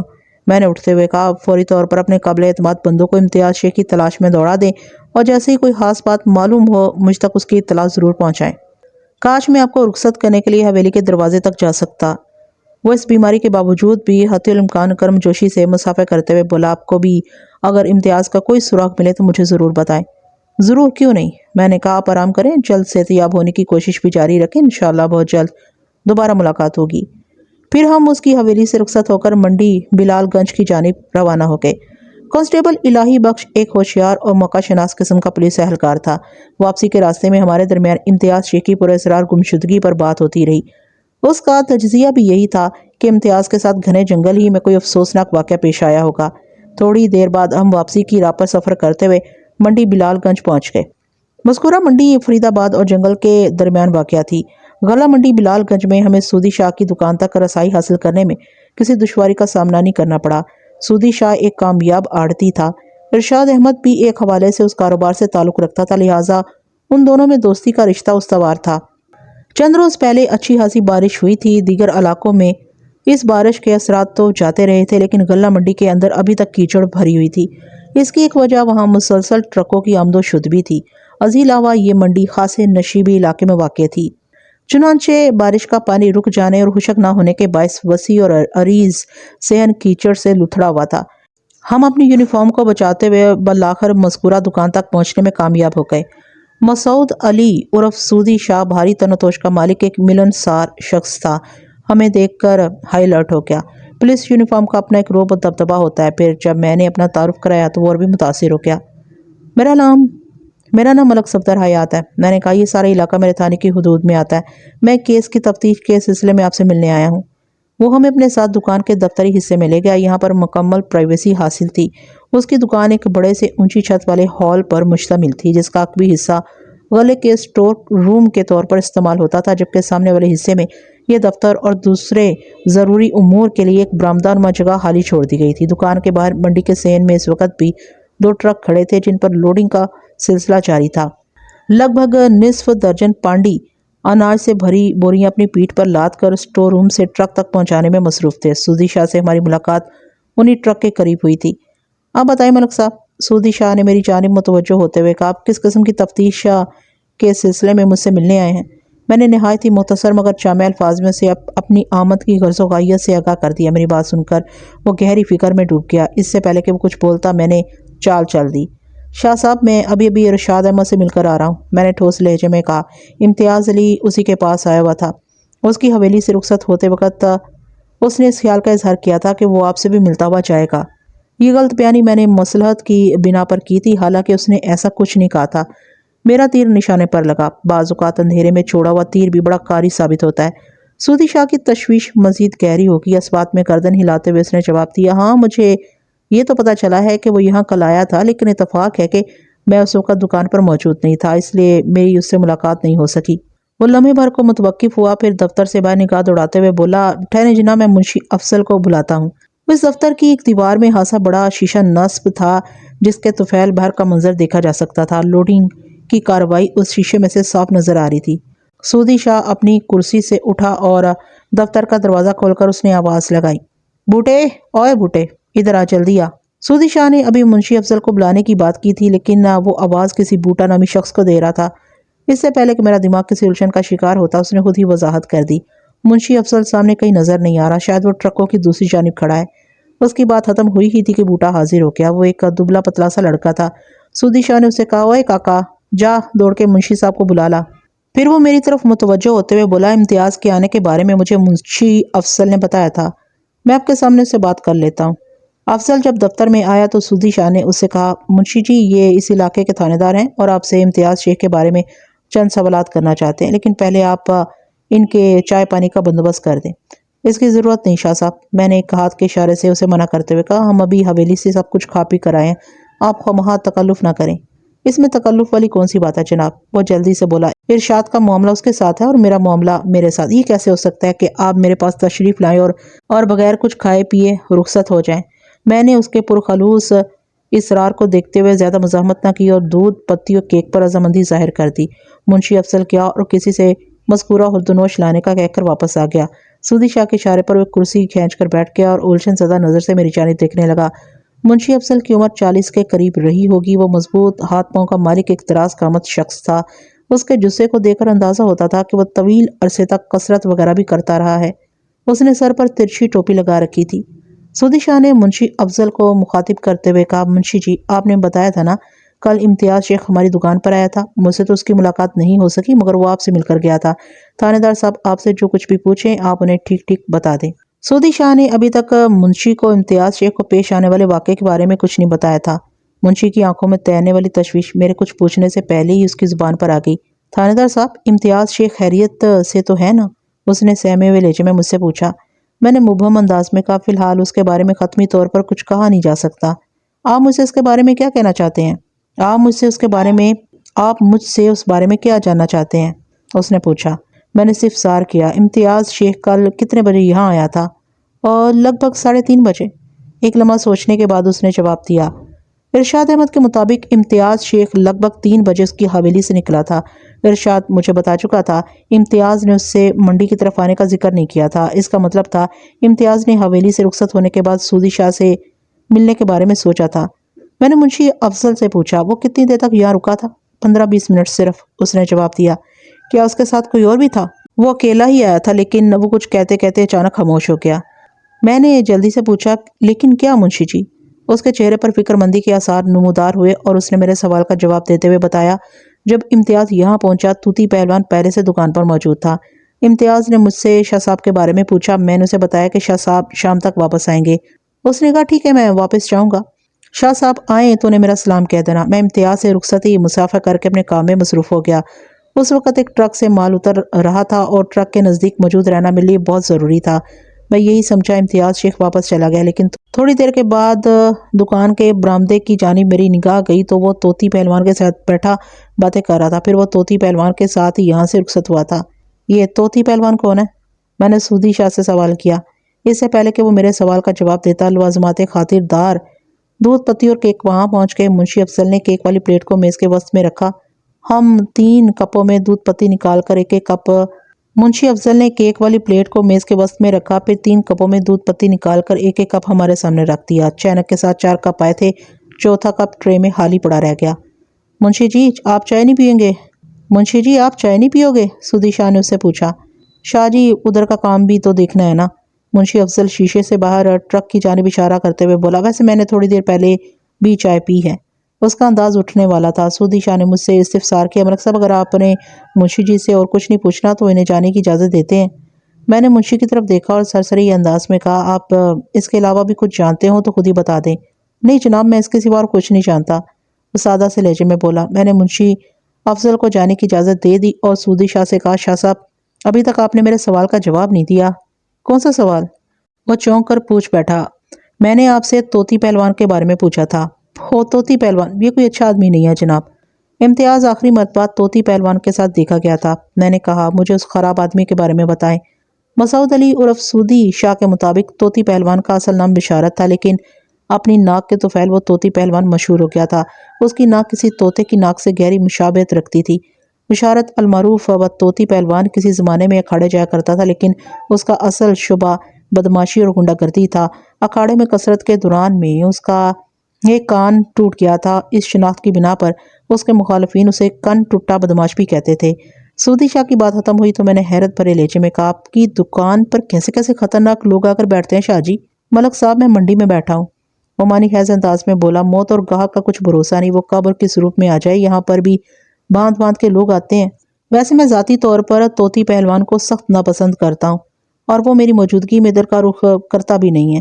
پھر قدرے آواز دبا کر بولا، طوطی پہلوان جیسے گنڈوں بدماشوں سے کھلم کھلا مخالفت بھی تو مول نہیں لی جا سکتی نا، اس لیے میں نے کبھی اسے یہاں آنے اور اپنی دکان میں بیٹھنے سے منع نہیں کیا۔ یہ طوطی پہلوان اگر میرے ہتھے چڑھ گیا نا تو میں اس کی ساری پہلوانی اور بدماشی ٹوٹے ہوئے کان کے راستے باہر نکال دوں گا۔ میں نے سنسناتے ہوئے لہجے میں کہا، لیکن ایک بات میری سمجھ میں نہیں آ رہی کہ امتیاز کا ایک بدماش سے کیا تعلق ہو سکتا ہے؟ وہ طوطی سے گھل مل کر باتیں کیوں کر رہا تھا اور پھر اس کے ساتھ کدھر گیا تھا؟ اب تک کی تفتیش نے تو مجھے اس نتیجے پر پہنچایا ہے کہ امتیاز شیخ ایک معقول اور شریف انسان تھا۔ امتیاز کے بارے میں آپ کا تجزیہ بالکل درست ہے ملک صاحب، وہ تائیدی انداز میں بولا۔ میں خود بھی امتیاز کے بارے میں بہت زیادہ فکر مند ہو رہا ہوں۔ طوطی پہلوان کی شہرت بہرحال ٹھیک نہیں ہے، اور خاص طور پر اس صورت میں امتیاز کا اس کے ساتھ کہیں جانا، ایک بڑی رقم بھی اس کے پاس تھی۔ سودی شاہ کی تشویش بجا تھی۔ یہ جاننے کے بعد امتیاز شیخ طوطی پہلوان کے ساتھ کہیں گیا تھا، میری پریشانی میں کئی گنا اضافہ ہو گیا۔ میرے ذہن میں فوری طور پر یہی خیال لپکا کہ ہو نہ ہو امتیاز شیخ کی پر اسرار گمشدگی میں طوطی بدماش کا کوئی ہاتھ ہو سکتا ہے۔ میں ابھی اور اسی وقت طوطی سے ملنا چاہتا ہوں شاہ صاحب، میں نے فیصلہ کن لہجے میں کہا۔ وہ بولا، ٹھیک ہے، میں بھی آپ کے ساتھ چلتا ہوں۔ تھوڑی دیر بعد ہم غلہ منڈی کی حدود سے نکل کر طوطی پہلوان کے ڈیرے کی طرف جا رہے تھے۔ راستے میں سودی شاہ نے مجھے بتایا کہ طوطی پہلوان کے ڈیرے پر جوا وغیرہ بھی ہوتا تھا، شراب اور مجرا بھی وہاں کے معمولات میں شامل ہیں۔ علاقے کے لوگ اسے ڈرتے ہیں، اس لیے کوئی اس کے خلاف شکایت لے کر تھانے نہیں جاتا۔ میں نے کہا، چلو کوئی بات نہیں، اب تو میں خود یعنی پورا تھانہ چل کر اس کے ڈیرے پر جا رہا ہوں، دیکھتا ہوں کہ وہ بے بستہ بدماش ہے یا پے پینسل پہلوان۔ سودی شاہ نے کہا، میرا ذہن ابھی تک کسی بات پر گھوم رہا ہے کہ امتیاز شیخ طوطی کے ساتھ کیوں گیا تھا۔ اگر کل ہی مجھے یہ بات پتہ چل جاتی تو اب تک میں اس سلسلے میں اچھی خاصی تفتیش کر چکا ہوتا۔ دیر آئے تو درست آئے، میں نے گھمبیر انداز میں کہا، کل نہ صحیح آج تو تفتیش کا آغاز ہو ہی گیا نا، اللہ کرے وہ بدبخت ہمیں ڈیرے پر مل جائے، سودی شاہ نے کہا۔ میں نے خیال میں ڈوبے ہوئے لہجے میں کہا، ایسے ڈیروں پر جوا، شراب، مجرا وغیرہ کی محفلیں عموماً رات کو سجائی جاتی ہیں۔ رنگے ہاتھوں طوطی شاہ کو پکڑنے تو میں پھر کبھی رات ہی میں آؤں گا، فی الحال تو امتیاز شیخ کا سراغ لگانا ہے۔ ویسے آپ نے ایک بات بالکل صحیح کہی ہے۔ میں نے تھوڑا توقف کیا، پھر مزید کہا، اگر یہ طوطی پہلوان آج میرے ہتھے چڑھ جاتا ہے تو پھر اس کی بدبختی میں کوئی کلام باقی نہیں رہے گا۔ طوطی کا ڈیرا منڈی سے زیادہ فاصلے پر نہیں تھا، جلدی ہم اس ڈیرے پر پہنچ گئے۔ ہم اس وقت سرکاری وردی میں تھے، لہٰذا جس بھی گلی سے گزرتے لوگ حیرت، دلچسپی اور تشویش کے ملے جلے تاثرات سے ہمیں دیکھتے۔ طوطی کا ڈیرا آبادی سے ہٹ کر ایک طرف واقع تھا۔ ہمارے گھوڑے اس ڈیرے سے بھی 100 گز دوری تھے کہ میں نے ایک شخص کو بھاگ کر ڈیرے کے داخلی دروازے میں غائب ہوتے دیکھا۔ اس منظر نے مجھے چونکا دیا، تاہم میں نے اس سلسلے میں سودی شاہ کو کچھ نہ بتایا۔ میں ابھی تک خود کچھ نہیں سمجھ پایا تھا، اسے کیا بتاتا۔ ہم ڈیرے کے دروازے کے سامنے پہنچ کر گھوڑوں سے نیچے اترے، پھر کانسٹیبل الہی بخش نے میری ہدایت پر عمل کرتے ہوئے دروازے پر دستک دی۔ 3 دستک رائگاں گئیں، چوتھی دستک پر دروازہ بڑے محتاط انداز میں کھل گیا۔ مجھے یہ سمجھنے میں ذرا دقت محسوس نہ ہوئی کہ دروازہ کھولنے والا پہلی ہی دستک پر وہاں پہنچ گیا تھا اور دروازے کے پیچھے کھڑا ہو کر پتہ نہیں کس بات کا انتظار کر رہا تھا۔ بہرحال کھلے ہوئے دروازے میں مجھے جو صورت دکھائی دی اس نے مجھے مزید چونکا دیا۔ یہ وہی شخص تھا جسے چند لمحے پہلے میں نے اس ڈیرے میں داخل ہوتے دیکھا تھا۔ اس وقت میں اس کا چہرہ تو واضح طور پر دیکھ نہیں سکا تھا، تاہم مخصوص رنگ کے لباس کے باعث میں نے اسے فوراً پہچان لیا۔ اس شخص نے گہرے نیلے رنگ کا شلوار قمیض پہن رکھا تھا۔ جی، آپ کو کس سے ملنا؟ اس شخص نے ہراساں انداز میں بولنا شروع کیا ہی تھا کہ میں نے اس کی بات کاٹتے ہوئے خالص تھانے دارانہ لہجے میں کہا، میں تمہارے اسی باپ سے ملنے آیا ہوں جس سے تم ہماری آمد کی اطلاع دینے کے لیے ابھی ڈیرے میں داخل ہوئے ہو۔ میں سمجھا نہیں۔ طوطی کو باہر بھیجو، میں نے قطع کلامی کرتے ہوئے فنکار سے مشابہ آواز میں کہا۔ طوطی جی تو ڈیرے پر نہیں ہے، منظور ہے، باہر کون ہے؟ ڈیرے کے اندر سے کسی نے کرخت آواز میں پوچھا۔ بھاجی پولیس آئی ہے، منظور نامی اس شخص نے کرخت آواز والے کو بتایا۔ یہ لوگ طوطی جی کے بارے میں پوچھ رہے ہیں۔ میں نے سوالیہ نظر سے سودی شاہ کی طرف دیکھا۔ اس موقع پر اس نے ہنسی زد فہمی کا مظاہرہ کیا اور پوری قطعیت سے نفی میں سر ہلا دیا۔ میں نے نگاہ کے اشارے میں اس سے پوچھا تھا، کیا کرخت آواز میں ڈیرے کے اندرونی حصے میں بولنے والا طوطی پہلوان ہی ہے؟ اس کی گردن کی منفی جنبش نے مجھے بتایا کہ وہ طوطی پہلوان نہیں تھا۔ اسی اثنا میں وہ کرخت آواز دوبارہ ابھری۔ اچھا منظورے میں آ کر دیکھتا ہوں۔ ٹھیک ہے بھا شوکت، منظورے نے ہماری طرف دیکھتے ہوئے کہا۔ مجھے یوں محسوس ہوا جیسے اندر کوئی گڑبڑ ہونے والی ہے۔ میں بڑی سرعت سے آگے بڑھا اور ایک زوردار دھکا مار کر ڈیرے کے دروازے کو کھول دیا۔ منظورہ جو دروازے کے دونوں پٹ تھامے کھڑا تھا، اس دھکے کی تاب نہ لا سکا اور پست کے بال ڈیرے کے اندرونی حصے میں گرا۔ میں بھرا مار کر اندر داخل ہو گیا۔ اگلے ہی لمحے الہی بخش اور سودی شاہ بھی میری تقلید میں ڈیرے کے اندر پہنچ گئے۔ الہی بخش تو تھا ہی پولیس والا، لیکن ہماری میت نے سودی شاہ کو بھی خاصا بہادر بنا دیا تھا۔ اگر میں اس موقع پر وہاں موجود نہ ہوتا تو سودی شاہ طوطی پہلوان کے ڈیرے پر ایسی جرأت کا مظاہرہ کرنے کے بارے میں سوچ بھی نہیں سکتا تھا۔ میرا سامنا سب سے پہلے اسی شخص سے ہوا، منظورے نے جسے بھا شوکت کہہ کر مخاطب کیا تھا۔ غیر ارادی طور پر میری نگاہ اس شخص کے دونوں سلامت کان سودی شاہ کے اندازے کی تصدیق کرتے تھے۔ وہ شخص کن ٹوٹا بدماش طوطی پہلوان نہیں تھا۔ آواز کی طرح اس کی صورت بھی خاصی کرخت تھی، بلکہ اس چہرے کو ڈراؤنا کہنا زیادہ مناسب تھا۔ بگڑے ہوئے خد و خال کے علاوہ اس کی رنگت بھی توے کو شرماتی تھی۔ وہ بھائی کی بجائے کوئی بھاؤ بھوت نظر آتا تھا۔ ہم جس انداز میں ڈیرے کے اندر داخل ہوئے، اس نے بھا شوکت کو بری طرح بوکھلا دیا۔ وہ کیا بات ہی کرتا رہ گیا اور میں اس کے سر پر پہنچ گیا۔ پھر اس کی آنکھوں میں دیکھتے ہوئے انتہائی صفاقی سے استفسار کیا، تمہارا وہ باپ کن ٹوٹا اور دم کٹا طوطی کہاں ہے؟ میرے جارحانہ تیوروں نے اسے دہلا دیا۔ لکنت زدہ لہجے میں بولا، وہ نہیں ہے۔ کہاں گیا ہے وہ؟ میں نے استفسار کا سلسلہ جاری رکھا۔ طوطی جی ذرا وزیر نگر گئے ہیں، اس نے بتایا۔ یہ ذرا تو تم اس طرح کہہ رہے ہو جیسے باقی کا طوطی یہاں پر ہی رکھا ہوا ہے، میں نے طنزیہ لہجے میں کہا۔ وہ وزیر نگر کب گیا ہے اور اس کی واپسی کا کیا پروگرام ہے؟ شوکت نامی اس ڈراؤنی صورت والے شخص نے سہمے ہوئے انداز میں میرے سوال کا جواب دیا۔ طوطی جی آج صبح ہی وزیر نگر گئے ہیں اور ان کی واپسی کل ہی ہوگی۔ اس کی عدم موجودگی میں تم ڈیرے کا نظام سنبھالتے ہو؟ جی ہاں، وہ ہکلاہٹ آمیز لہجے میں بولا۔ میں نے دریافت کیا، اس ڈیرے پر ایسا کون سا کاروبار کھلا ہوا ہے جس کا انتظام تمہیں سنبھالنا پڑتا ہے؟ کچھ نہیں جناب، اس نے مجھے چکر دینے کی کوشش کی۔ میں نے جارحانہ انداز میں کہا، دروغوئی کا مظاہرہ کر کے تم خود کو جیل کی صلاحوں کے پیچھے پہنچوانے کی کوشش کرے ہو شوکت؟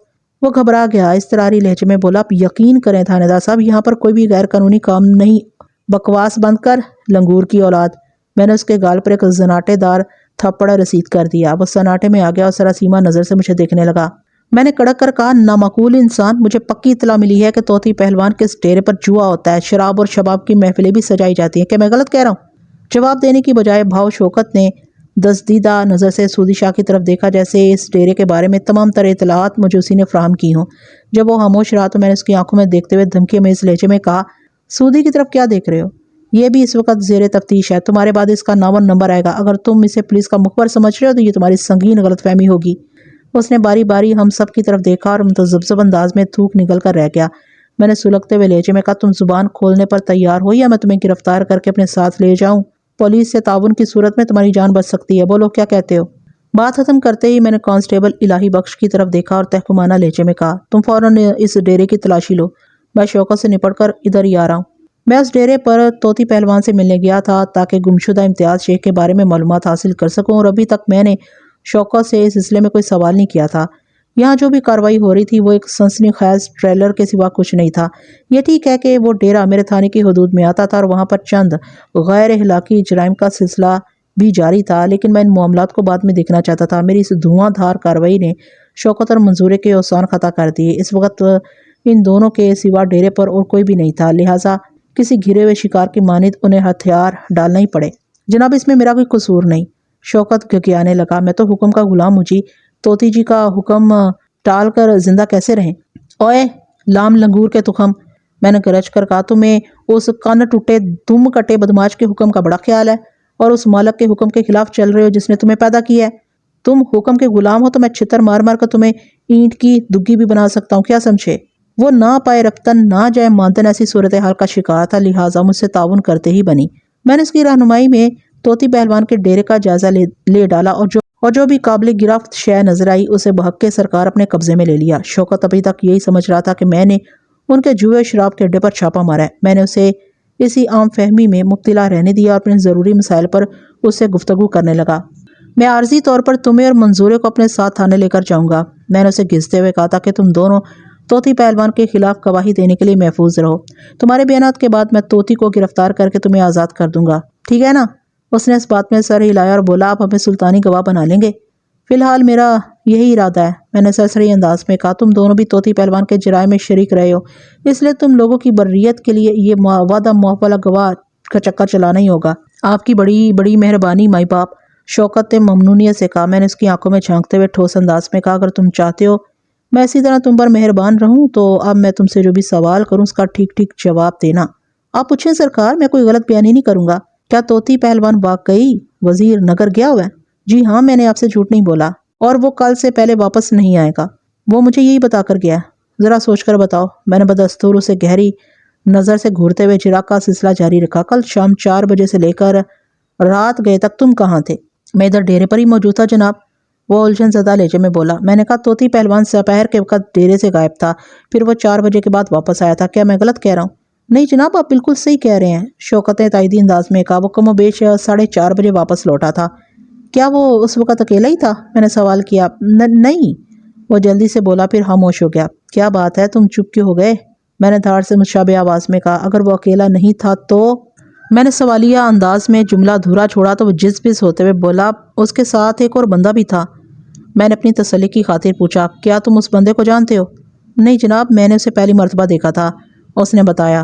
سودی شاہ اور ارشاد کی زبانی مجھے امتیاز شیخ کے خلیے کے بارے میں تفصیلی معلومات حاصل ہو چکی تھی۔ میں نے مناسب الفاظ کی مدد سے شوکت کے سامنے امتیاز کے حال و حت اجاگر کرنے کی کوشش کی تو وہ فوراً تصدیقی انداز میں بولا، جی ہاں، آپ اسی بندے کے بارے میں بتا رہے ہیں۔ میں نے اس کی معلومات میں اضافہ کرتے ہوئے کہا، شوکت علی، میں جس بندے کا ذکر کر رہا ہوں وہ موزہ قلعہ لچمن سنگھ کا رہنے والا ہے۔ اس کا نام امتیاز شیخ ہے۔ مبینہ طور پر وہ آخری مرتبہ اس ڈیرے پر دیکھا گیا ہے۔ اسے کل رات واپس گھر پہنچنا تھا لیکن نہیں پہنچا۔ میں امتیاز شیخ کی تلاشی کے سلسلے میں منڈی بلال گنج اور فرید آباد کی خاک چھانتا پھر رہا ہوں۔ میں لمحے بھر کو سانس لینے کی خاطر خاموش ہوا، پھر اپنی بات کو جاری رکھتے ہوئے کہا، اب تم مجھے بتاؤ گے کہ اس بندے کے ساتھ اس ڈیرے پر کیا بیتی تھی؟ سنگین حالات سن کر شوکت کے چہرے پر زردی کھنڈ گئی۔ مسکین سی صورت بنا کر اس نے کہا، تھانے دار صاحب، آپ مجھ سے بڑی قسم لے لیں لیکن میری بات کا یقین کر لیں، میں اس بندے کے بارے میں کچھ نہیں جانتا۔ وہ لگ بھگ 5 بجے ڈیرے سے چلا گیا تھا۔ میں نے ٹٹولتی ہوئی نظر سے اسے دیکھا، خود کلامی کے سے انداز میں کہا، وہ 4:30 بجے تمہارے ڈیرے پر آیا، 5 بجے رخصت ہو گیا، یعنی وہ محض آدھا گھنٹہ یہاں رکا۔ کیا تم مجھے بتاؤ کہ یہ آدھا گھنٹہ اس نے کس مصروفیت میں گزارا تھا؟ میں اس بارے میں بھی کوئی پکی بات نہیں کر سکتا جناب، وہ عاجزی سے بولا۔ وہ دونوں ڈیرے پر پہنچتے ہی کمرے میں بند ہو گئے تھے۔ طوطی نے مجھے تاکید کی تھی کہ کسی کو اس طرف نہ آنے دوں۔ اس بندے کو طوطی نے اپنا دوست بتایا تھا۔ میں نے اس کی ہدایت کے مطابق پورے آدھے گھنٹے تک کسی بھی شخص کو اس کمرے کی طرف پھٹکنے نہیں دیا، بس اتنی سی بات ہے۔ تمہیں معلوم نہیں بالکل بھی وہ دونوں آدھے گھنٹے تک اس کمرے میں کیا کرتے رہے تھے؟ میں نے چپتے ہوئے لہجے میں استفسار کیا۔ قطعی نہیں سرکار، سوال ہی پیدا نہیں ہوتا۔ تمہارے بیان کے مطابق امتیاز نامی وہ بندہ 5 بجے شام ڈیرے سے رخصت ہو گیا تھا۔ کیا طوطی پہلوان اس کے بعد ڈیرے پر ہی رہا تھا؟ 10-15 منٹ بعد وہ بھی ڈیرے سے باہر چلا گیا تھا، اس نے جواب دیا۔ میں چونک اٹھا، اس کی واپسی کب تک ہوئی تھی؟ لگ بھگ 7 بجے، اس نے جواب دیا۔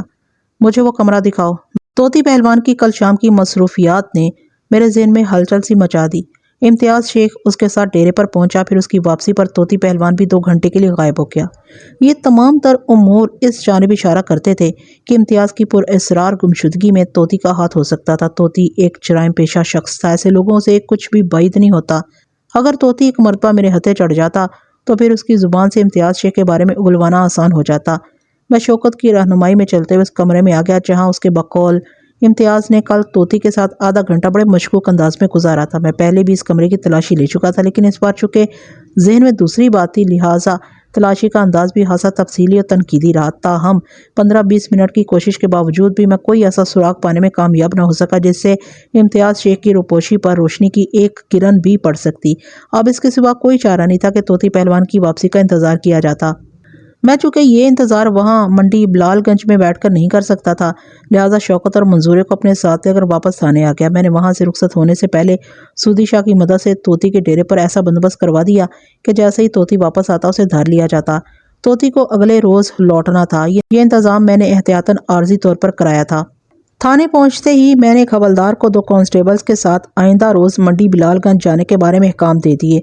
وہ تینوں علیل صبح تھانے سے روانہ ہو جاتے اور ان کی واپسی طوطی پہلوان کی گرفتاری کی صورت ہی میں ہوتی۔ اس سلسلے میں سودی شاہ اور اس کے بندے پولیس اہلکاروں کی بھرپور مدد کرتے۔ میں نے بلال گنج منڈی سے رخصت ہوتے وقت سودی شاہ کو یہ تاکید بھی کر دی کہ وہ کوئی بندہ بھیج کر فرید آباد میں چھوٹے ارشاد احمد کو بھی تازہ ترین صورتحال سے آگاہ کر دے۔ جب میں اپنے تھانے پہنچا تو سورج غروب ہونے ہی والا تھا۔ ASI مراد کی نگرانی میں جنگل کی طرف جانے والی متلاشی ٹیم ناکام نامراد واپس لوٹ آئی۔ انہوں نے قلعہ لچمن سنگھ سے فرید آباد تک کا سارا علاقہ دیکھ ڈالا، لیکن گم شدہ امتیاز شیخ کا کوئی سراغ نہ مل سکا۔ شرقاً غرباً بہنے والی بڑی نہر کے کنارے تو وہ میلوں دور تک ہو آئے تھے۔ ASI اپنی رپورٹ پیش کر چکا تو میں نے اسے پوچھا، چھوٹے شیخ کا کیا حال ہے؟ میرا اشارہ ممتاز شیخ کی طرف تھا۔ وہ بھی آپ کی آمد سے تھوڑی دیر پہلے گھر گیا۔ ASI نے بتایا، کہہ رہا تھا 1-2 گھنٹے میں وہ واپس آ جائے گا۔ دراصل نظام پورہ سے شیخ فیاض آیا ہوا ہے، وہ اپنے بھائی سے ملنے گیا ہے۔ مراد کی بات سن کر اندازہ ہوا کہ امتیاز شیخ کی پراسرار گمشدگی والی خبر اب تک کافی پھیل چکی تھی۔ فیاض شیخ امتیاز اور ممتاز کا بھائی تھا جو الگ تھلگ نظام پورہ میں رہتا تھا۔ میں نے مراد سے پوچھا، امتیاز کی تلاش کے دوران میں تم نے ممتاز پر بھی نظر رکھی تھی یا؟ میں نے دانستہ جملہ دھورا چھوڑا تو وہ جلدی سے بولا، جناب آپ کا حکم تھا، میں کوتاہی کیسے برتتا؟ پھر کیا نتائج برآمد ہوئے اس نگرانی کے؟ میں نے استفسار کیا۔ میں نے یہی محسوس کیا ہے کہ وہ اپنے بھائی کی گمشدگی میں کسی طور ملوث نہیں۔ میں نے گہری سانس خارج کی۔ ASI نے مجھ سے پوچھا، ملک صاحب آپ فرید آباد میں ارشاد احمد سے ملنے گئے تھے، وہاں کیا رہا؟ ابھی تھوڑی دیر پہلے آپ نے عملے کے چند افراد کو اس محاذ کی طرف روانہ بھی کیا ہے۔ اس سے لگتا ہے کہ وہاں کے حالات خاصے سنسنی خیز ہیں۔ تمہارا اندازہ بالکل درست ہے، میں نے تائیدی انداز میں کہا، پھر اسے مختصر الفاظ میں صورتحال سے آگاہ کر دیا۔ وہ بڑی دلچسپی سے میری بات سنتا رہا۔ میں خاموش ہوا تو اس نے جوش بھرے انداز میں کہا، ملک صاحب یہ تو مسئلہ ہی حل ہو گیا۔ مجھے پکا یقین ہے طوطی پہلوان ہی نے امتیاز شیخ کو کہیں ادھر ادھر کر دیا ہے۔ بظاہر تو یہی نظر آ رہا ہے، میں نے پرخیال انداز میں کہا، لیکن یقینی صورتحال کے لیے ہمیں تھوڑا انتظار کرنا پڑے گا۔ مجھے امید ہے کل شام تک اس کیس کی کوئی شکل نکل کر سامنے آ جائے گی۔ ہمارے درمیان کافی دیر تک کسی موضوع پر بات چیت ہوتی رہی، پھر یہ سلسلہ ممتاز شیخ کی آمد پر منقطع ہو گیا۔ ممتاز میرے کمرے میں آیا تو ASI بھی وہاں موجود تھا۔ اس نے سوالیہ نظر سے ASI کو دیکھا اور مجھ سے مخاطب ہوتے ہوئے بولا، تھانے دار جی میں تنہائی میں آپ سے ایک بات کرنا چاہتا ہوں۔ اس کے اظہار کا ایک ہی مطلب تھا، وہ یہ کہ ممتاز شیخ مجھ سے جو بھی کہنا چاہتا تھا وہ بات مراد کی موجودگی میں نہیں ہو سکتی تھی۔ میں یہ سمجھا وہ امتیاز شیخ کی بازیابی کی مہم کے سلسلے میں مجھے کسی مفید مشورے سے نوازنا چاہتا ہے۔ میں نے ASI کو کمرے سے جانے کا اشارہ کر دیا۔ جب اس کمرے میں میرے اور ممتاز شیخ کے سوا اور کوئی نہ رہا تو میں نے اس سے پوچھا، ہاں بولو، تم مجھ سے کون سی ضروری بات کرنا چاہتے ہو؟ ایک لمحے کے تامل کے بعد اس نے کہنا شروع کیا۔ میرے قیاس کے مطابق وہ امتیاز شیخ کی گمشدگی کے بارے میں ہی بات کر رہا تھا، لیکن باندازِ دیگر۔ تھانے دار جی پورے دن کی خجل خواری کے بعد میں اس نتیجے پر پہنچا ہوں کہ بھائی صاحب کے ساتھ اس جنگل میں کوئی حادثہ پیش نہیں آیا۔ پھر تم کیا کہنا چاہتے ہو؟ میں نے اسے تیز نظر سے گھورا۔ میرا خیال ہے ادھر قلعہ لچمن سنگھ ہی میں ان کے ساتھ کچھ ہوا ہے۔ میں سیدھا ہو کر بیٹھ گیا اور کریدنے والے انداز میں پوچھا، اب ذرا کھل کر بات کرو ممتاز شیخ۔ اس نے چوکنا نظر سے ادھر ادھر دیکھا اور آزدارانہ انداز میں بولا، مجھے بھابھی خدیجہ پر شک ہے جناب۔ یہ کیا کہہ رہے ہو؟ میں اچھل پڑا۔ تمہارا مطلب ہے خدیجہ نے خود ہی اپنے شوہر کو کہیں غائب کر دیا یا کروا دیا ہے؟ جی ہاں، میں کچھ ایسے ہی محسوس کر رہا ہوں، وہ سرگوشیانہ لہجے میں بولا۔ میں آج صبح خدیجہ سے مل چکا ہوں اور اس کی حالت کو بھی اچھی طرح ملاحظہ کیا ہے۔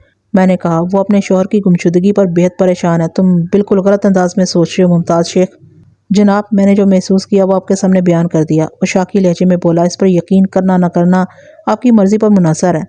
میں نے پوچھا، تم کس بنا پر اپنی بھابھی کو مورد الزام ٹھہرا رہے ہو؟ تھاندار صاحب آپ نہیں جانتے خدیجہ کتنی تیز عورت ہے۔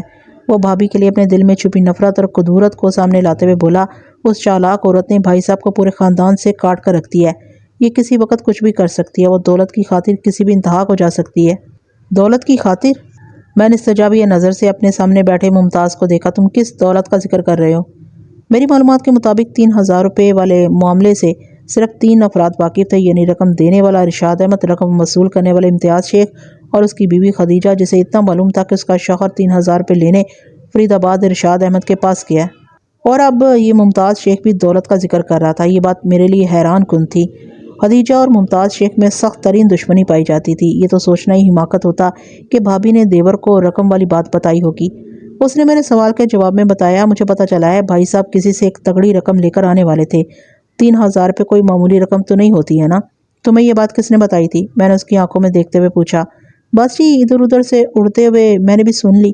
وہ بے نیازی سے بولا۔ میں نے کہا یہ خبر کوئی پتنگ نہیں ہے جو ادھر ادھر اڑتی پھر رہی ہو۔ وہ خاموش نظر سے مجھے دیکھتا چلا گیا۔ میں نے سمجھانے والے انداز میں کہا تم خواہ مخواہ اپنی بھابھی پر شک کر رہے ہو، میرا خیال ہے وہ اس معاملے میں سب سے زیادہ بے قصور ہے، بلکہ مظلوم ہے کہیں تو زیادہ مناسب ہوگا۔ وہ مایوسی سے گردن ہلاتے ہوئے بولا تھانے دار صاحب میں نے تو عرض کیا ہے نا کہ یہ آپ کی مرضی پر منحصر ہے کہ میری بات کا یقین کریں یا نہ کریں۔ میں نے اپنے محسوسات آپ تک پہنچا دی ہیں اور میں بھی تم سے جو کچھ کہہ رہا ہوں وہ بے بنیاد نہیں۔ میں نے ایک ایک لفظ پر زور دیتے ہوئے کہا شاید تمہیں تازہ ترین حالات کی خبر نہیں ہے۔